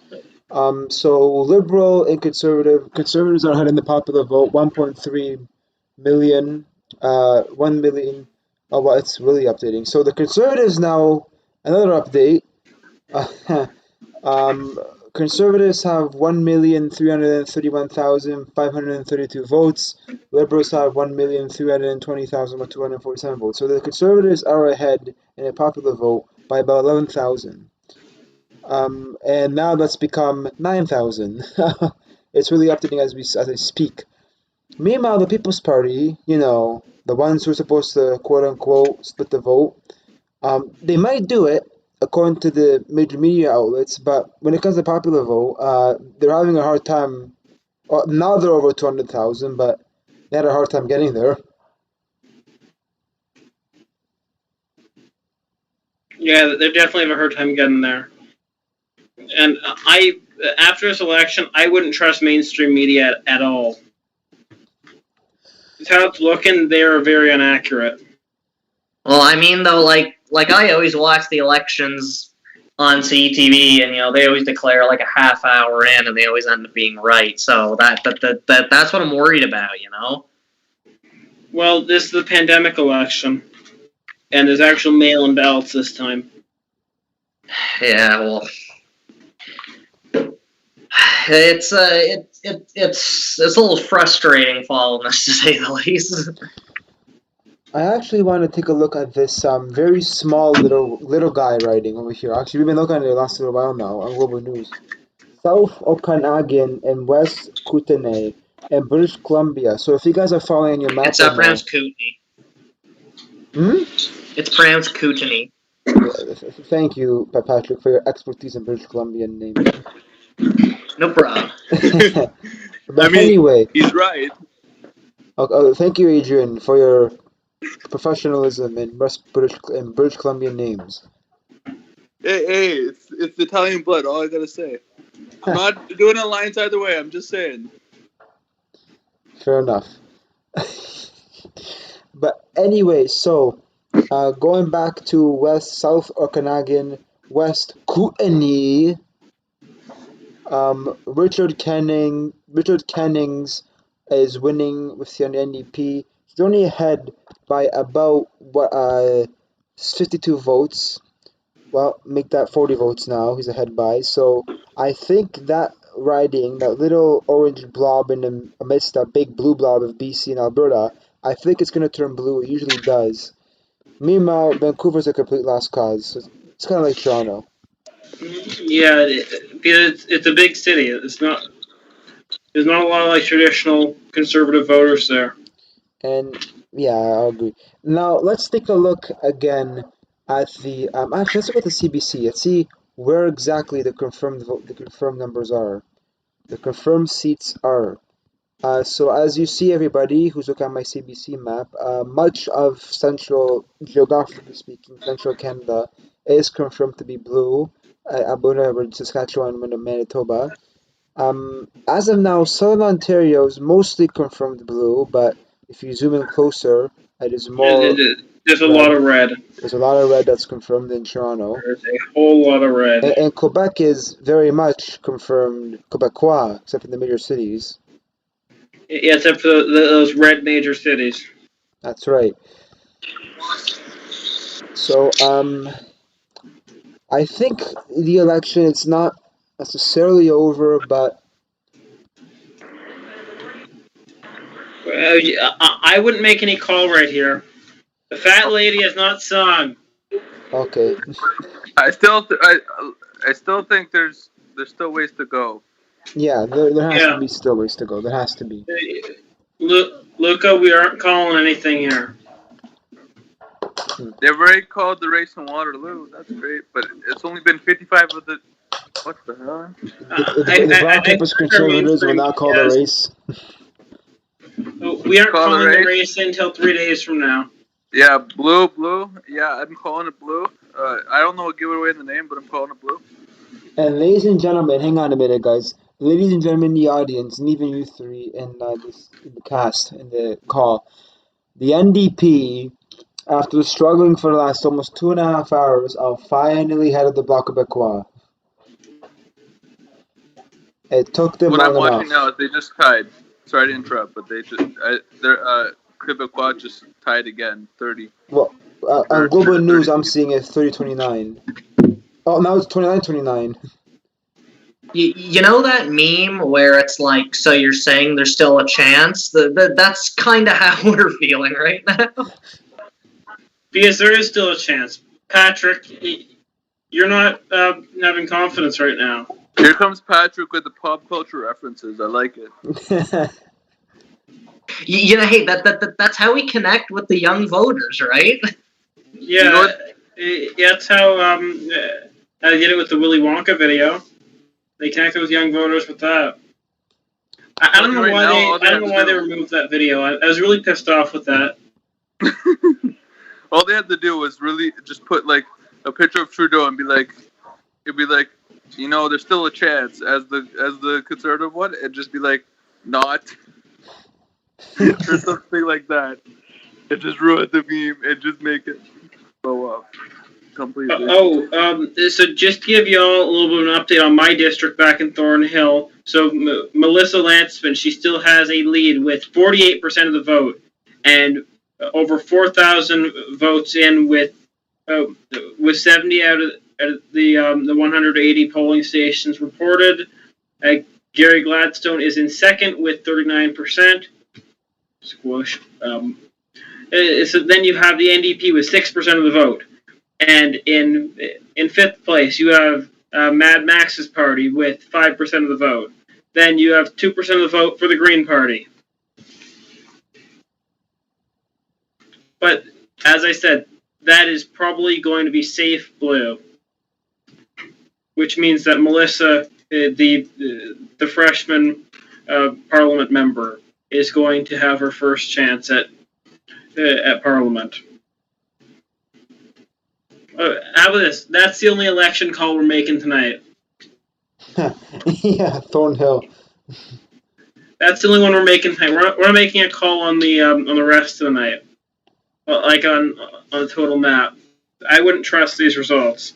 I know I sound like Trump right now, which I don't like to sound like, but Agreed. The fat lady has not sung. Meanwhile, I think it's funny they called Waterloo, but they apparently there was a story that they threw rocks at him in Kitchener Waterloo region, but the rally. What the heck? I don't know how you can call that. With meanwhile, only let's do our 30% of the regular Tory check about the Niagara region. Let's go to St. Catharines, where Brock is. You're not going to be Please, I very can't happy find the with story. that. Well, unfortunately for St. Catharines, Christina Whaler has fallen behind. She is behind by 161 votes. 107 polls are reporting. Chris Biddle looks set to reclaim his seat. I mean, there's still a lot of polls, still a lot of votes in St. Catharines, but it's not looking great for Christina Whaler.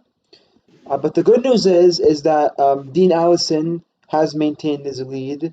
Global News has not called it yet for him, but he is ahead by pretty much just under 3,000 votes. Niagara Centre, the Liberals are still ahead. Actually, the Conservatives are not far behind from Vince Badaway and Niagara Centre. Graham Speck of the Conservatives in Niagara Centre, once again, Welland, and I think Paul Colborne will be in, is only behind by 327 votes.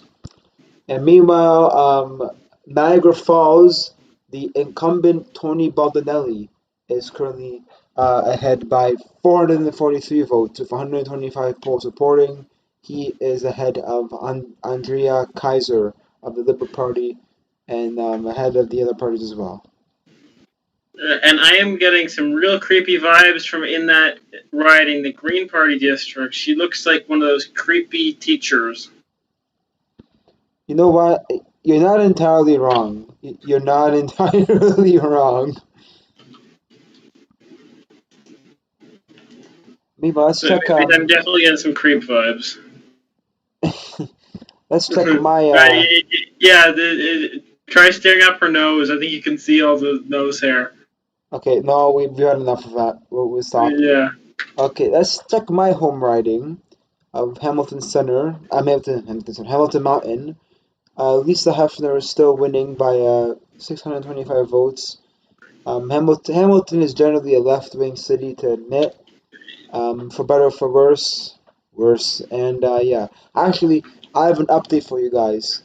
Yes, it looks like it's very left-wing because the Conservatives are in third place in that riding. Not for Hamilton Mountain, and no, it's not an update to say that the PPC have won. Have got a seat. Did the PPC have a seat? No. What I meant to say is that the Bloc Québécois have moved ahead of the NDP. According to Global News, they have 29 and the NDP have 27. Yeah. I think you were about to say that the PPC finally have a seat. Actually, you got Maxime Bernier all excited there, Luca. You disappointed him. Yeah. I was expecting him to come join this call. Supply management. Yeah. Cut the immigration! But Mr. Bernie, it's not because of immigration and house of crisis. Cut it! Supply management, that's what he's always on And about. ladies and gentlemen, it is officially called Maxime Bernier has lost his riding. He has? Yes. Oh my god! It's called. They called it. He lost. A moment of silence, please, ladies and gentlemen. I'm telling you, it's our conservative group chat. I'm sorry to the audience when we're being like kids right now, but this is hilarious.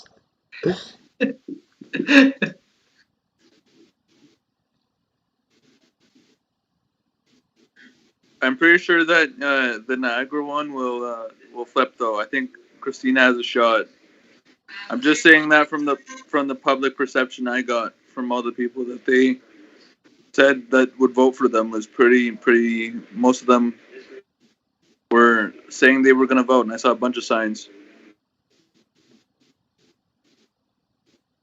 And if we're on the topic of local seats that we have connections to, in my hometown riding of Mississauga Lakeshore, Liberal incumbent Sven Spingaman is up by 5% in a very tight race with Conservative candidate Michael Rass, and that is 130 out of 254 polls reporting. Liberals have traditionally had a strong showing there, but we are still in the running, so hopefully Michael can pull it off. I got a lawn sign on my property, so he knows I'm in his corner.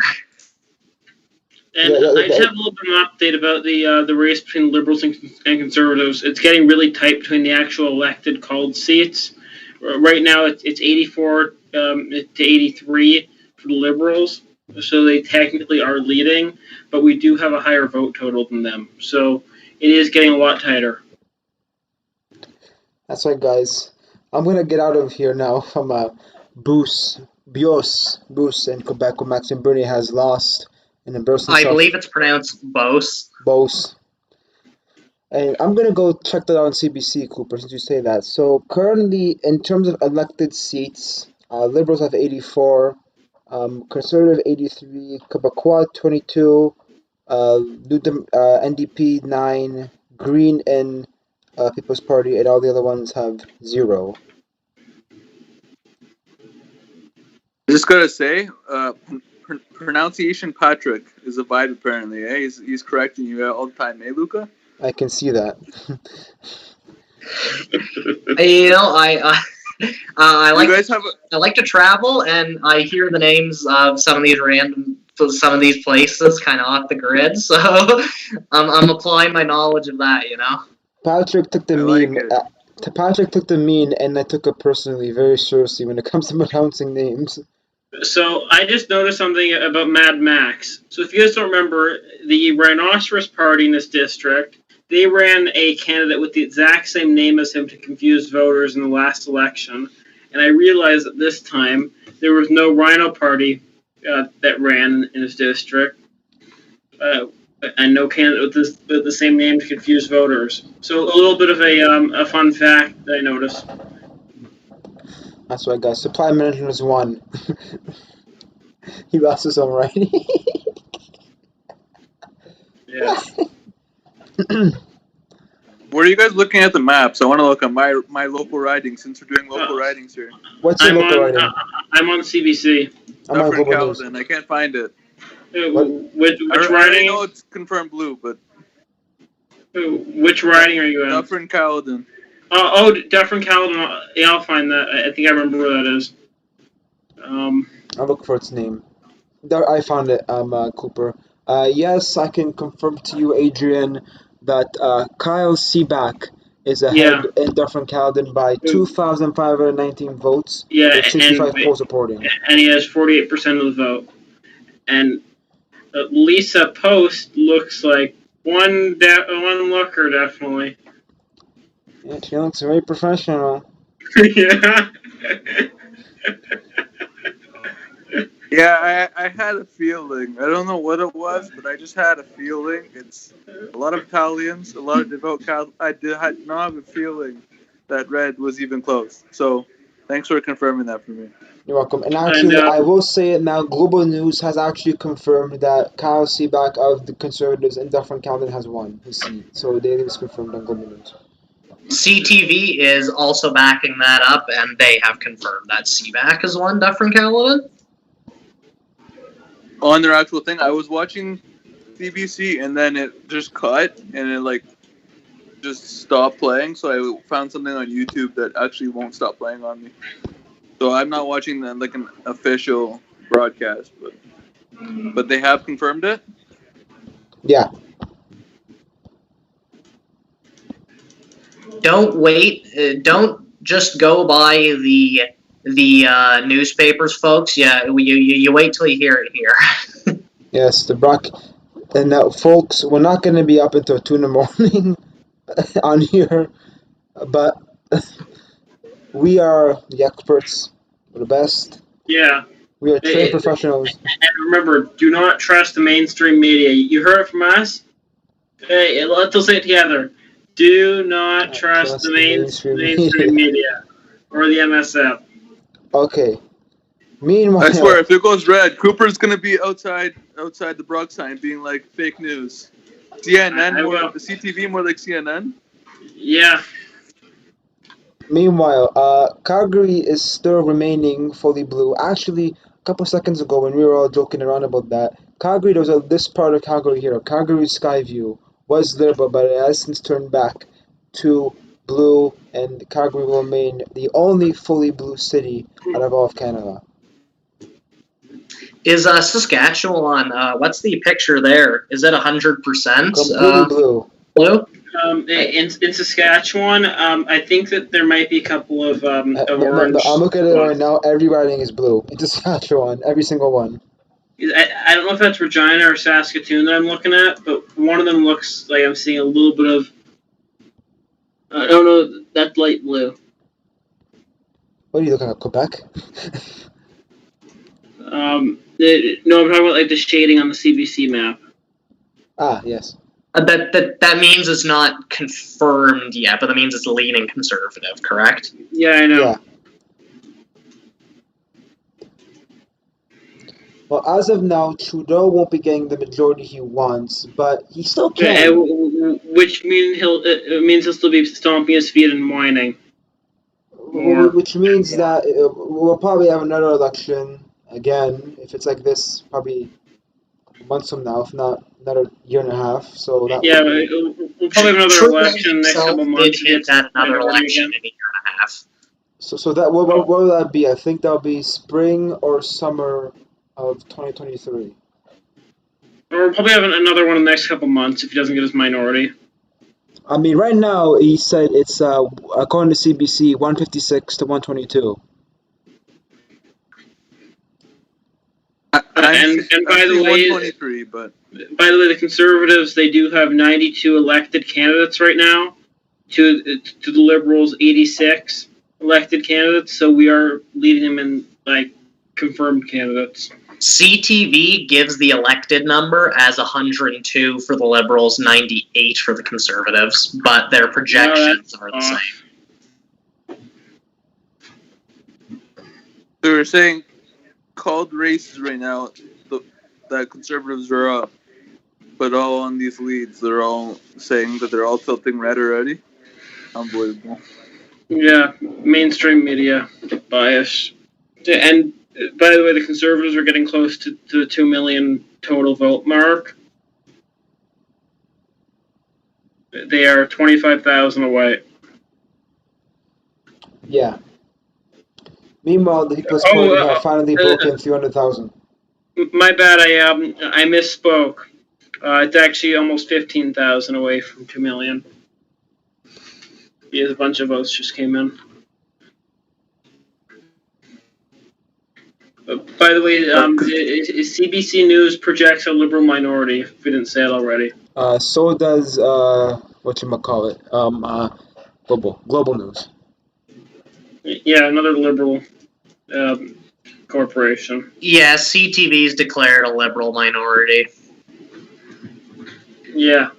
And I'd like to once again just bring up that, because I'm going off the CTV feed here, looking at the electoral map of elected and projected seats, looks almost identical to the final electoral map of the 2019 election.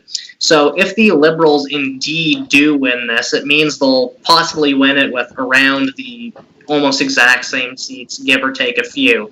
Meaning that this election that Trudeau called in an attempt to get a majority is possibly going to come back with the exact same results, and there will be the exact same amount of MPs back in Parliament. So just what that means is basically he sent Canadians to the polls in an election that nobody wanted and spent hundreds of millions of dollars on this. Out of our taxes. Exactly, and really has nothing to show for it. Actually, guys, to update you on the social media scene in terms of the election, according to Six Buzz TV, which even that account is a bit of a left-wing biased account. Wishy-washy. Currently, the hashtag rigged is trending in Canada with, as of a couple minutes ago, 13.3 thousand tweets about the election. So, well, we got a problem. I can't wait to see all the tears of like, even if there's a liberal minority, of all the people being like, oh, you guys are just like in the U.S. crying fake election, just take the laws. Yeah. Oh my god. I can't wait to see what the liberal establishment says in Canada about if they lose. Trudeau will claim voter fraud like Trump did. Can already see it. Trudeau's throne speech when he sets the agenda for the next sitting of Parliament is going to be interesting because he was going on, because, leading up to this is going on about, Canadians. And what if he doesn't say the throne speech? What if it's O'Toole that says it? Still a chance. Oh, I'm saying this hypothetically, right? But what I'm looking at is that could be interesting because he's going to be hard-pressed to justify doing this if it comes back with the exact same results. He's going to be even harder-pressed to justify to his own party if he does, in fact, lose. Yeah. I think he should be primaried for his party. Even if he maintains power, there's a lot of, I was looking at a lot of articles online that were talking about, which leaders will survive this election, whatever the results, right? So if the Liberals win, what's O'Toole going to do? What's Singh going to do? And I think even a large part of that is what is Trudeau going to do? If he loses or wins, obviously that changes massively. But even if he wins and he has the exact same team coming back to Parliament, that shows that obviously there's still support for the Liberals, but, that so-called Trudeau mania everyone likes to go on about, clearly that's clearly diminishing, right? And, does he have another election in him? We'll see. And I think that Trudeau will definitely, if he doesn't get elected, I think that he'll probably have to face a primary opponent. But I think that O'Toole is definitely safe. I think he's definitely a great leader for the Conservatives. I think some leaders that are probably to be gone is definitely the Green Party leader. Because I know her caucus definitely hates her right now, but I think Jagmeet Singh might be primary. There's a chance of it. Because with him putting up two abysmal elections in the past two elections that we've had, it's complete disappointment on his end.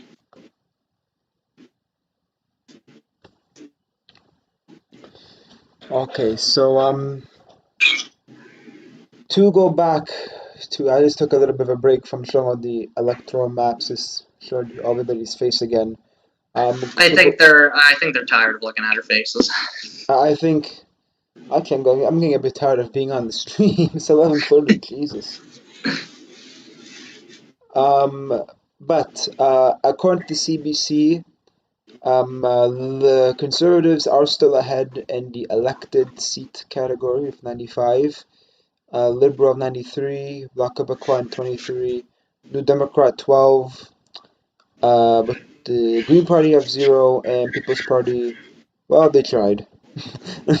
Yeah, I think we were wrong with even saying one seat. You know what? People's Party is just they'll get one seat. Eventually. Yeah, maybe. I wonder what Max will do. Max is probably gonna go around begging to be let back in the Conservative Party. Yeah. Yeah, the Mad Max Luca, tour. how much did you say that rigged tweet had? How much do you say 6 Bus said it was? But 6 Bus said it was about 13,300 or 30.3K. Okay, I was gonna say it's about up like 500, 600 now. 500, 600 more already. It's almost 14K. Oh wow! I thought you meant 500,000. I said 500,000 No. people. I thought you said I heard 1,300, so I was like, well, now it's at like 13,000, but I thought I you don't were know. saying 500,000 people. Oh, could you imagine how glorious that would be? I think at that point somebody would have to call an investigation. You have 500,000 people saying it's rigged. Yeah, like 500,000, like a third of, like, not a third. Oh, math, do math. Like 72nd of the population calling it rigged. That's the same. In that perspective, that's the same amount of popular votes the Quebecois have right now, as we speak at 11:36 p.m. And that's even more than the People's Party vote, as we speak. So I just realized that currently on Twitter, PPC 2021 is trending. Why? They're losing. I don't know. They're only they didn't win the seat. So you, Oh, this is interesting. So fifth on my trending list is Elizabeth May's name. Well, it looks like Annalie Paul is going to be out of a job. Yeah. Oh, I know why they're trending. It's because JJ McCullough tweeted her name 6 minutes ago. Let's check. Let's for another time check the since we're talking about the Paul and May and O'Toole and Bernie whatever. Let's check the leaders that are writing. So let's check Durham again. So Durham, O'Toole won it. It's not confirmed by Global News, but he's ahead by 1,685 votes. So I think he's comfortably gonna win that. Meanwhile, let's go to Papineau, where arguably the fraud lives. And Papineau, yep, and they already confirmed that Trudeau won his riding. That's not a surprise there. I don't know. Wow, calling his So, riding. I just realized that in O'Toole's riding, there's a Rhino Party candidate. They're back? The hell? What have they been for the last 20 years? So very surprising, and I see O'Toole got reelected. Not a lot of votes he got. So obviously, I'm very odded out that they would call Trudeau's riding with not even half the polls counted. It's 212 total polls. It's because he rigged it. Half of 212 is what, 106, if I'm correct? It's only 85 polls reporting, so that's Yeah, that's like 40%. that's not even 50%, and they called it already. Well, I mean, he is Trudeau. Same thing with the thing that I was talking about earlier with like London and Kitchener. All those places are called, but they don't even have like half of the writings. Yeah, well, what are you gonna do? Meanwhile, let's check. I think our mainstream media needs to calm their tits. Trending. That's what you do. Meanwhile, Mad Max is. I think he's firmly lost. I think over half of his writing has been counted or reporting. 1 second. Do you guys think he's going to concede? There you go. Pardon? So you go. Do you think that Mad Max will concede? Well, I mean, does he really have a choice? No, but maybe he's going to pull Trump. But what's he gonna do? I'm going to fight for freedom.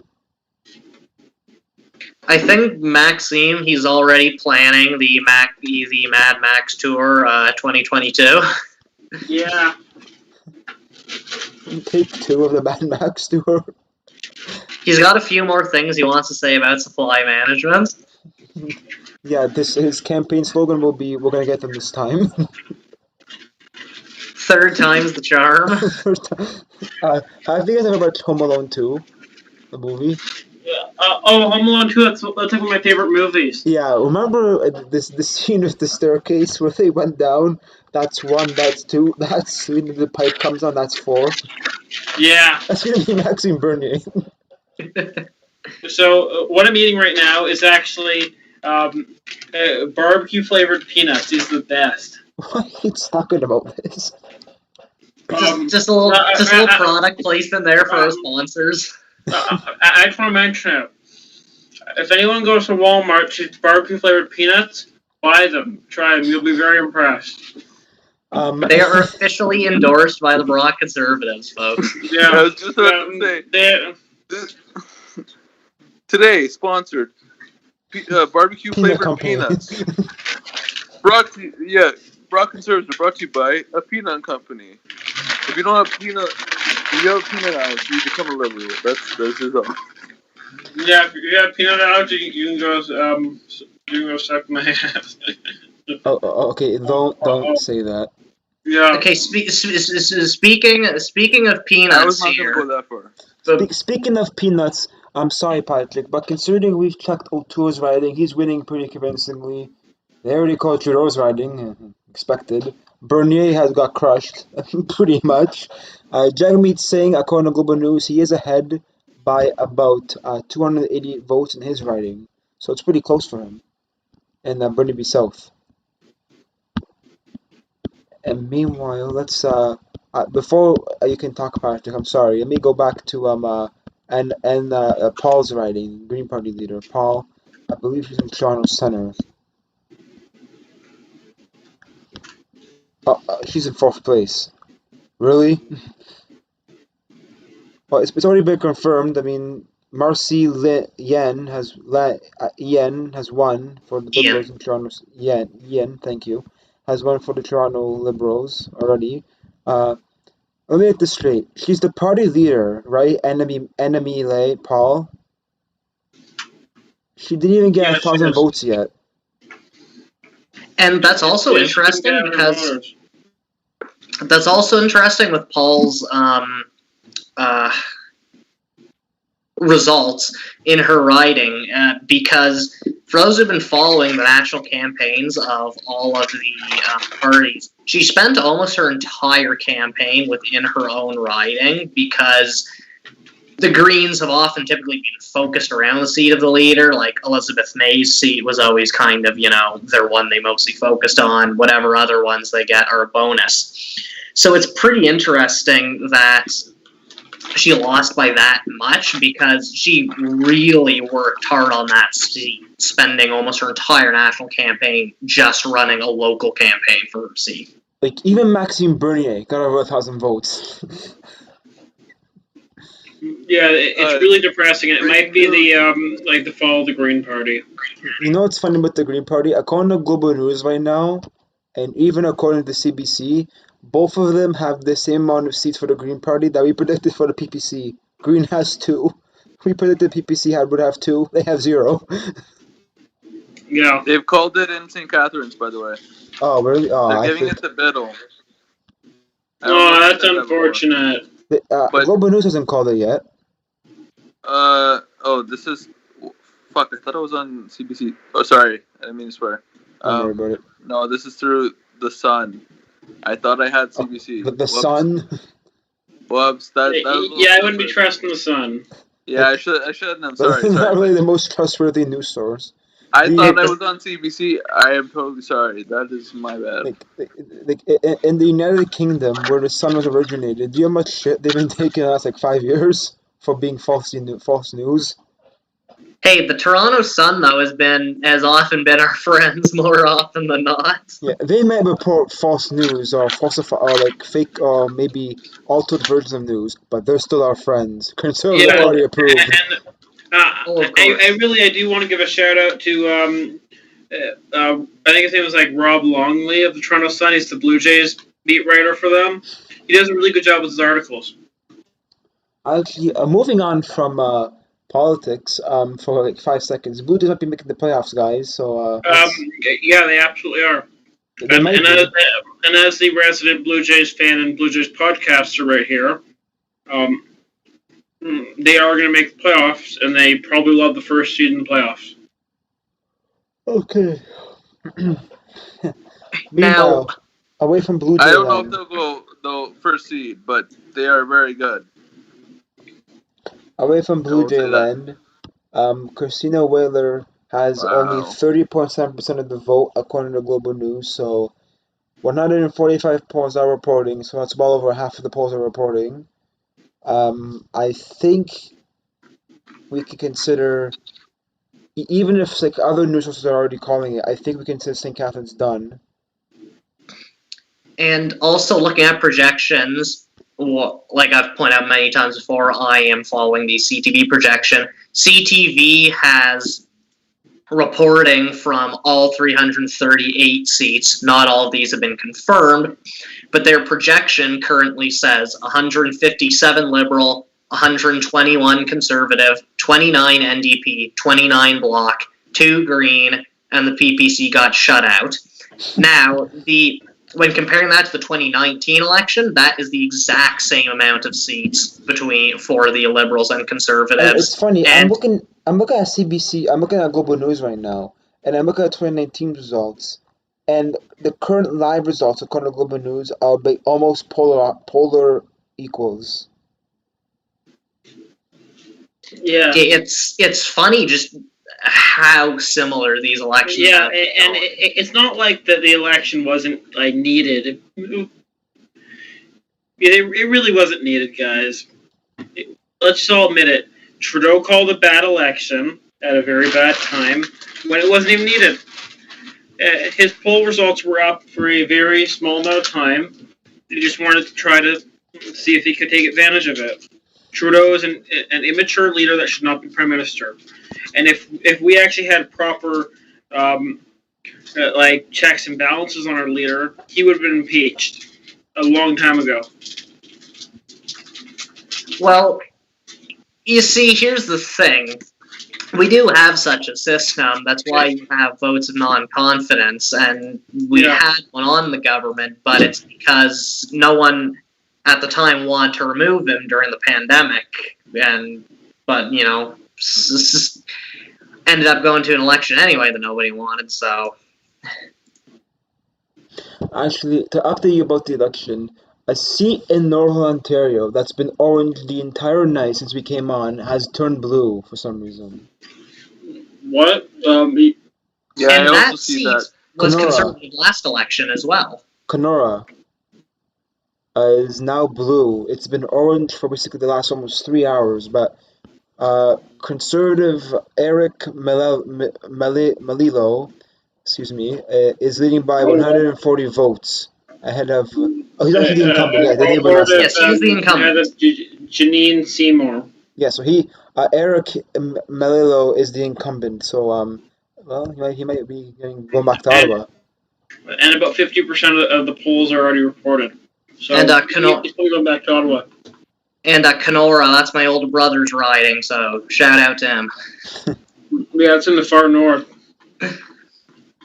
Meanwhile, in Calgary, as I said earlier, for the last about 2 hours, Calgary's been the blue city wall, but unfortunately the blue Calgary wall is broken. Calgary Skyview has went Liberal again. George Shahal is ahead by 473 votes, ahead of the incumbent, Jag Sahota of the Conservatives. So Calgary is no longer the only city of full blue. They now have one red riding, and yeah.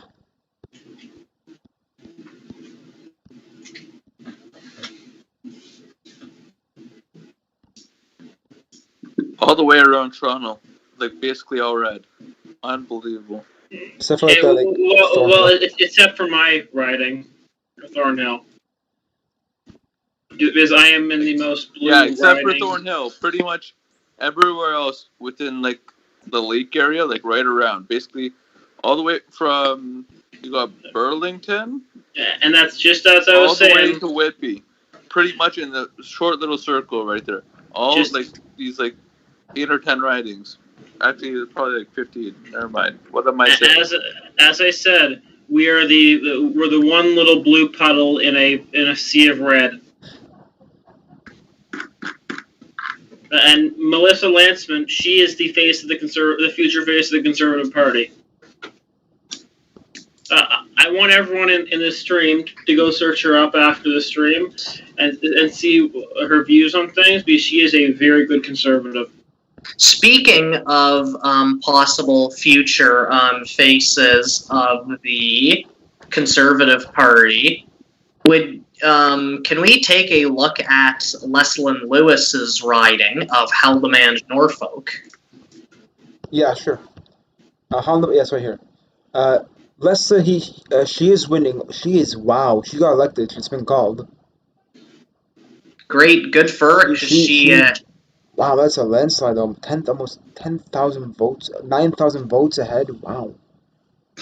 She's also a potential powerhouse in this party too. Possibly going to be a minister. And wasn't she running for the leadership race? She ran for the leadership and came in third, but she had the popular vote after the second round, and she finished behind Peter MacKay, but not sure Peter MacKay would be running next leadership election. So there's possibility that she might be in a contender for a future leader, or at the very least should be a cabinet minister in a future Conservative government. And wasn't she the one that was the the more face the Christian right end of the Conservative Party, if I'm right? Yes. Yeah. So I remember seeing that. Mm-hmm. Actually, guys, I was looking at social media right now, and one of our club members, his name is John Morales, in case anybody knows him out here, Brock, and who's watching live from Brock or Euro campus. He posted something in his account. He's also a club member of ours, saying that Maryam Monsef, the same minister or MP, I don't know if he's a minister or not, who defended the Taliban, was the incumbent MP, and apparently she's about to, if not, she's already lost her seat of Peterborough Kawartha. Yes, she was the minister for status of women, I believe. Yeah, and apparently she said that people said that she actually defended the Taliban in a way after they took over Kabul. And what party is she from? Liberal. Holy shit, that's bad caucus management. And she has officially lost her riding, it looks like. Thank God. She's behind by 3,250 votes, and Peterborough Kawartha is currently being led by Michelle Ferreri with 19,688 votes, that's 40%, and Maria Monsef has 16,474 votes, that's 33.5%, and that's with 240 out of 289 polls reporting. So I think Michelle Ferreri has won. Luca, you're just getting a thrill out of saying that. Yes, I am. Oh yeah, because you usually saying Ferrari. No, it's not Ferrari, it's Ferreri. There's an E. She said it's Maryam Monsef, who is the one that was the Taliban defender. Maryam Monsef of Peterborough Kawartha, yeah. Oh, she went to Trent. I actually, fun fact, I got an offer to that school to study geography there. I declined to go to here for sports management, but just fun fact about me. And also, I got multiple offers to go to Ryerson, but sorry, University X. I forgot the woke mobs to come after me. Anyway, going back to our regulatory check of the local area, this probably will be our last check of the Niagara for the night. It is getting a bit late to everybody who's watching, and we all have class tomorrow. I don't know how early, but we do. But anyway, for St. Catharines, 160 out of 231 polls are reporting. Chris Biddle is ahead by 1,483 votes according to Global News. He has 9,242 or 35.8% of the vote, and Christina Whaler has 30.1% of the vote or 7,759 total votes. So it looks like St. Catharines will be going back to the incumbent Chris Biddle. Meanwhile, unfortunately, yes.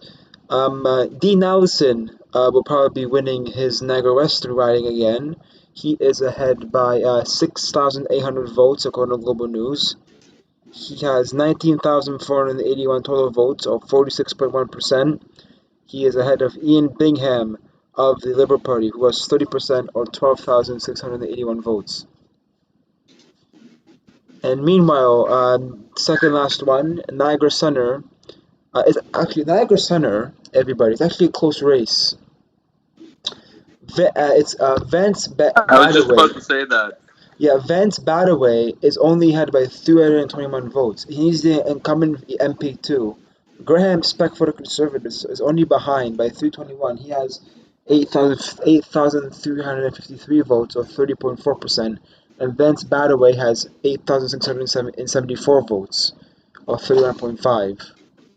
NDP's NDP. I won't count the NDP out either out of the Niagara Center.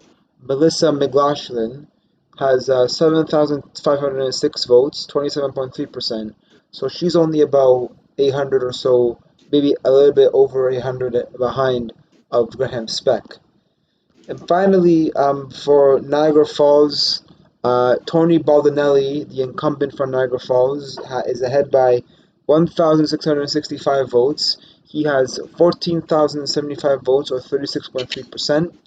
And Andrea Kaiser has 12,410 votes, or 32%. So that's still a pretty close race, too, with 195 out of 245 polls reporting across Niagara Falls electoral district or riding.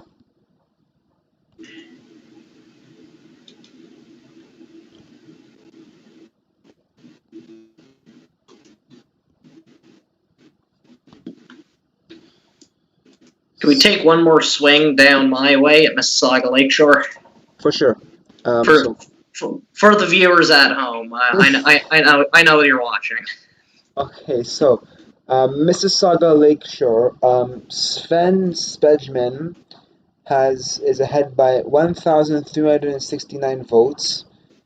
He has 12,003, or 43.1%, and Michael Raz has 10,634 votes, or 38.2%. The NDP and the PPC are pretty far behind, so forget about them when it comes to Mississauga Lakeshore. It's a race of two at this point. Yeah. So, by the way, just a quick update on the total popular vote, total voter turnout right now. There's over 8 million voters the votes have been counted already. So very impressive for the ballot counters. Considering that last time we had 18 million, we could have like around 10 million votes left to count. So things can change still. I think there might be even more because I've seen people that are really engaged in our current political system. So just because of how amazingly smooth this election has went, I think we should give a nice round of applause to the ballot counters. Because no, but look at how hard they're working. Look at how late they're staying up. I happen to know some good people who are counting this election right now, and I know they're not rigging it, right? So we got to give respect due.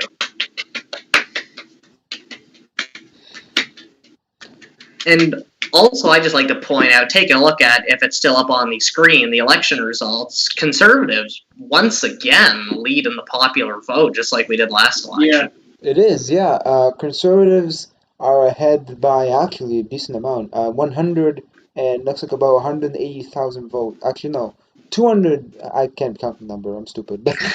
It's around 200,000. Around 180, 200,000 they're ahead. But looks like more 180. Looks like they're a bit 180,000 ahead of the Liberals in the popular vote.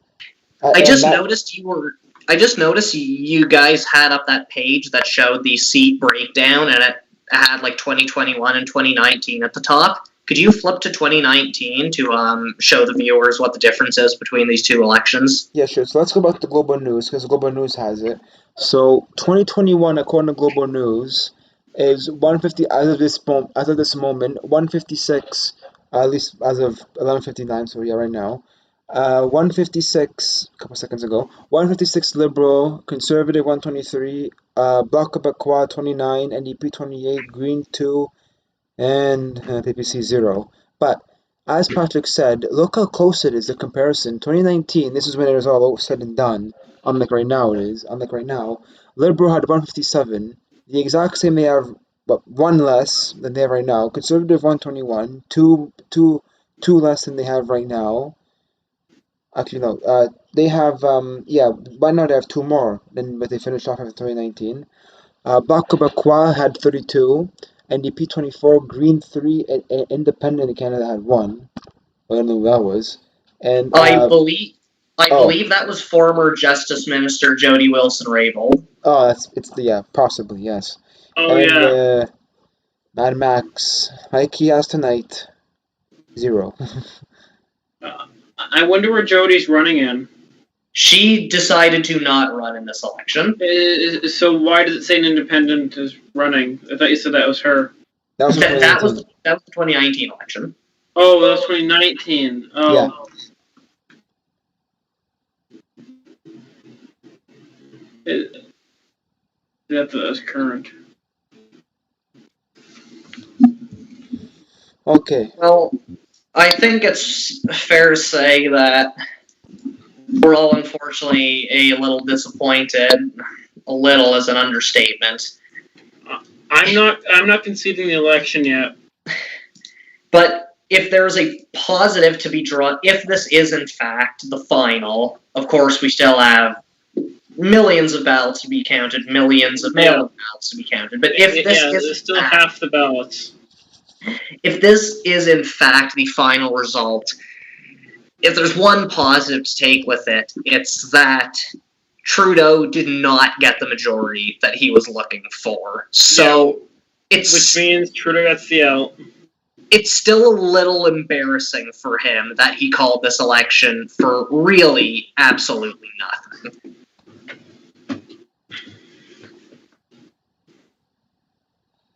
I think this election has really showed that even for Trudeau, a few areas that have been traditionally liberal, and once again, I'm gonna keep nailing in the head, the Maritimes, as I'm showing the map right now, have switched blue. Like for example, Cooper, that big blue blob we were talking about earlier tonight, has remained liberal, conservative the entire night, even though Clifford Small. You talking about the one in New Brunswick or the one in Newfoundland? Newfoundland. Clifford Small of the Coast of Bay's Central Notre Dame riding, he's only had by 569 votes. 245 of 246 polls are reporting, so technically he could still lose. It's very close still. Yeah, but it definitely is showing that tables are turning. Yeah. And then if we go to the CBC over here, go on their map, all the confirmed ones are pretty much said and done. A lot of numbers are not confirmed. Pretty much just about all of Alberta is confirmed. The Saskatchewan too is pretty much all confirmed into dark blue, being conservative, obviously. Oops. That's something that doesn't happen too often.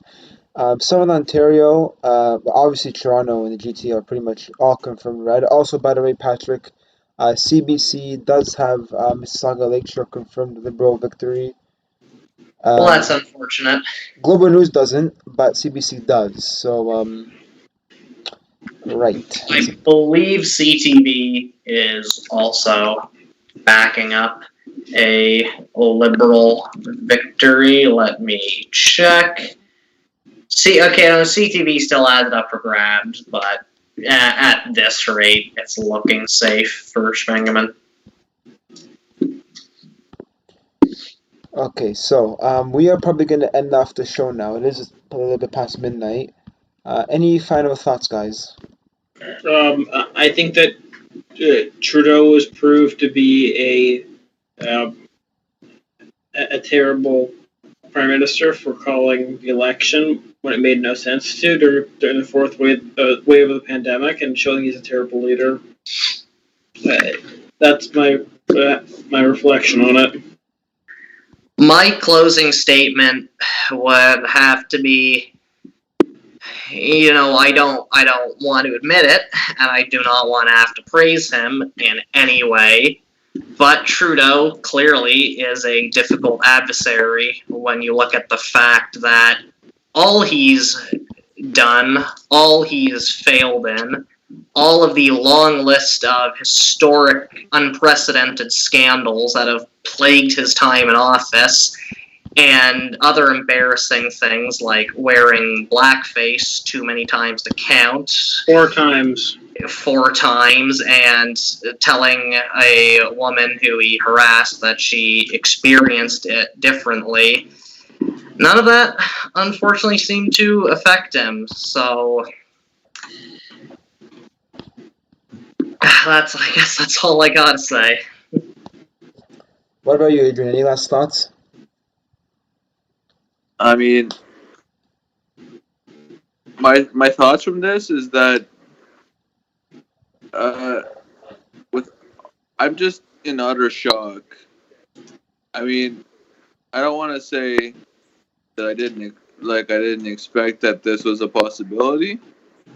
I just think that, like what you guys were saying about all the scandals that have gone through this government, and like again the wearing blackface, all that stuff, and like openly for votes in Quebec, letting SNC-Lavalin slide, and all the stuff that went over in the last in the minority government, losing votes in the House, and the way that he's handled like COVID and the way that he's divided the country through. Just take a fact aside from the whole conservative thing, he's just shown that he's just trying to divide everybody, and I'm really scared that that this is going to have really negative effects on Canada's future. That's what I take away from it. But my takeaway is at least that it's still a minority, but it doesn't matter to me. Like obviously, I want whatever conservatives, but he just doesn't seem like a good leader anymore. Regardless on the actual MPs themselves, I don't know much about them writings, but it's going to be interesting to see what happens next. What I took away is that there's an interesting race coming ahead soon. So, and I'll just conclude here with my thoughts and the final check on the CBC of the polls before we get off online here. I think personally this election has really revealed that Canada is pretty divided right now. It's obviously pretty divided There's definitely a lot of polarization. Yeah, amongst the rural suburban area of pretty much mostly conservatives, and then you have the urban liberal, some about NDP, but more liberal in the urban areas. And I think it really shows that Trudeau, he tried to play greedy, but unless things change by tomorrow morning, when more ballots will be counted, by tomorrow, 2 days from now, when I think the final call will be made, he kind of played his cards a bit too quickly, because he thought that people like me want to get a majority like this, no problem. But the problem is, it didn't really play like that. It still can, but at least as of now, it hasn't. And I think there will be another election, probably in 6 to 12 months from now. Yeah. Sometime earliest, probably next, maybe February or spring. Or latest, probably early or like spring 2023. Basically, a year and a half from now. But that's what I have to really conclude with. But before we go, final quick check from CBC. Elected Liberals have 114 officially confirmed seats, Conservative 106, Bloc Québécois 25, New Democrat 17. The other parties have 0. Conservatives still are ahead by actually 212,000 votes in the popular vote, 34.1% in vote share for Conservatives, 31.9% for Liberal, as you can see on your screens. 8.2% is for Québécois, 17.4%, or 8.2% for Québécois, sorry, 17.4% is for the New Democrat, 2.2% is for Green Party, 5.2% for People's Party, and 1.0% or 93,928 for everybody else. And that's with 70.6% of all polls reporting, 263 elected out of all the 338 ridings. So, Sorry about that little disturbance. On behalf of all the Brock campus conservatives who came out here tonight and who did not come here tonight, thank you very much for watching the last just a little over 3 hours now of us sitting here and debating and joking around and commentating on the election results. We may do another live event soon if it is required. If not, please follow our social media accounts. Brock U Tories is Brock Conservatives actually is our Instagram account. We've since changed it from Brock U Tories. If you just search up Brock U Tories or Brock Conservatives, you'll probably find us pretty easy regardless. Also, please follow us on Facebook, Brock Campus Conservatives. Just type the name down, you'll find it pretty easily. Listen to our podcast episodes. One will be coming out pretty soon in the next couple of weeks. And if you do attend Brock University, you're a student here, or if you're a community member in St. Catharines or the Niagara region, please, if you want to reach out and join the club, please message the club account on Instagram anytime, and we will be happy to guide you through the process of entering the club. Other than that, thank you very much, everybody, for watching. And on behalf of all Brock Campus Conservatives and everybody here and myself, have a good night, and we will see you all later. Goodbye. Good night.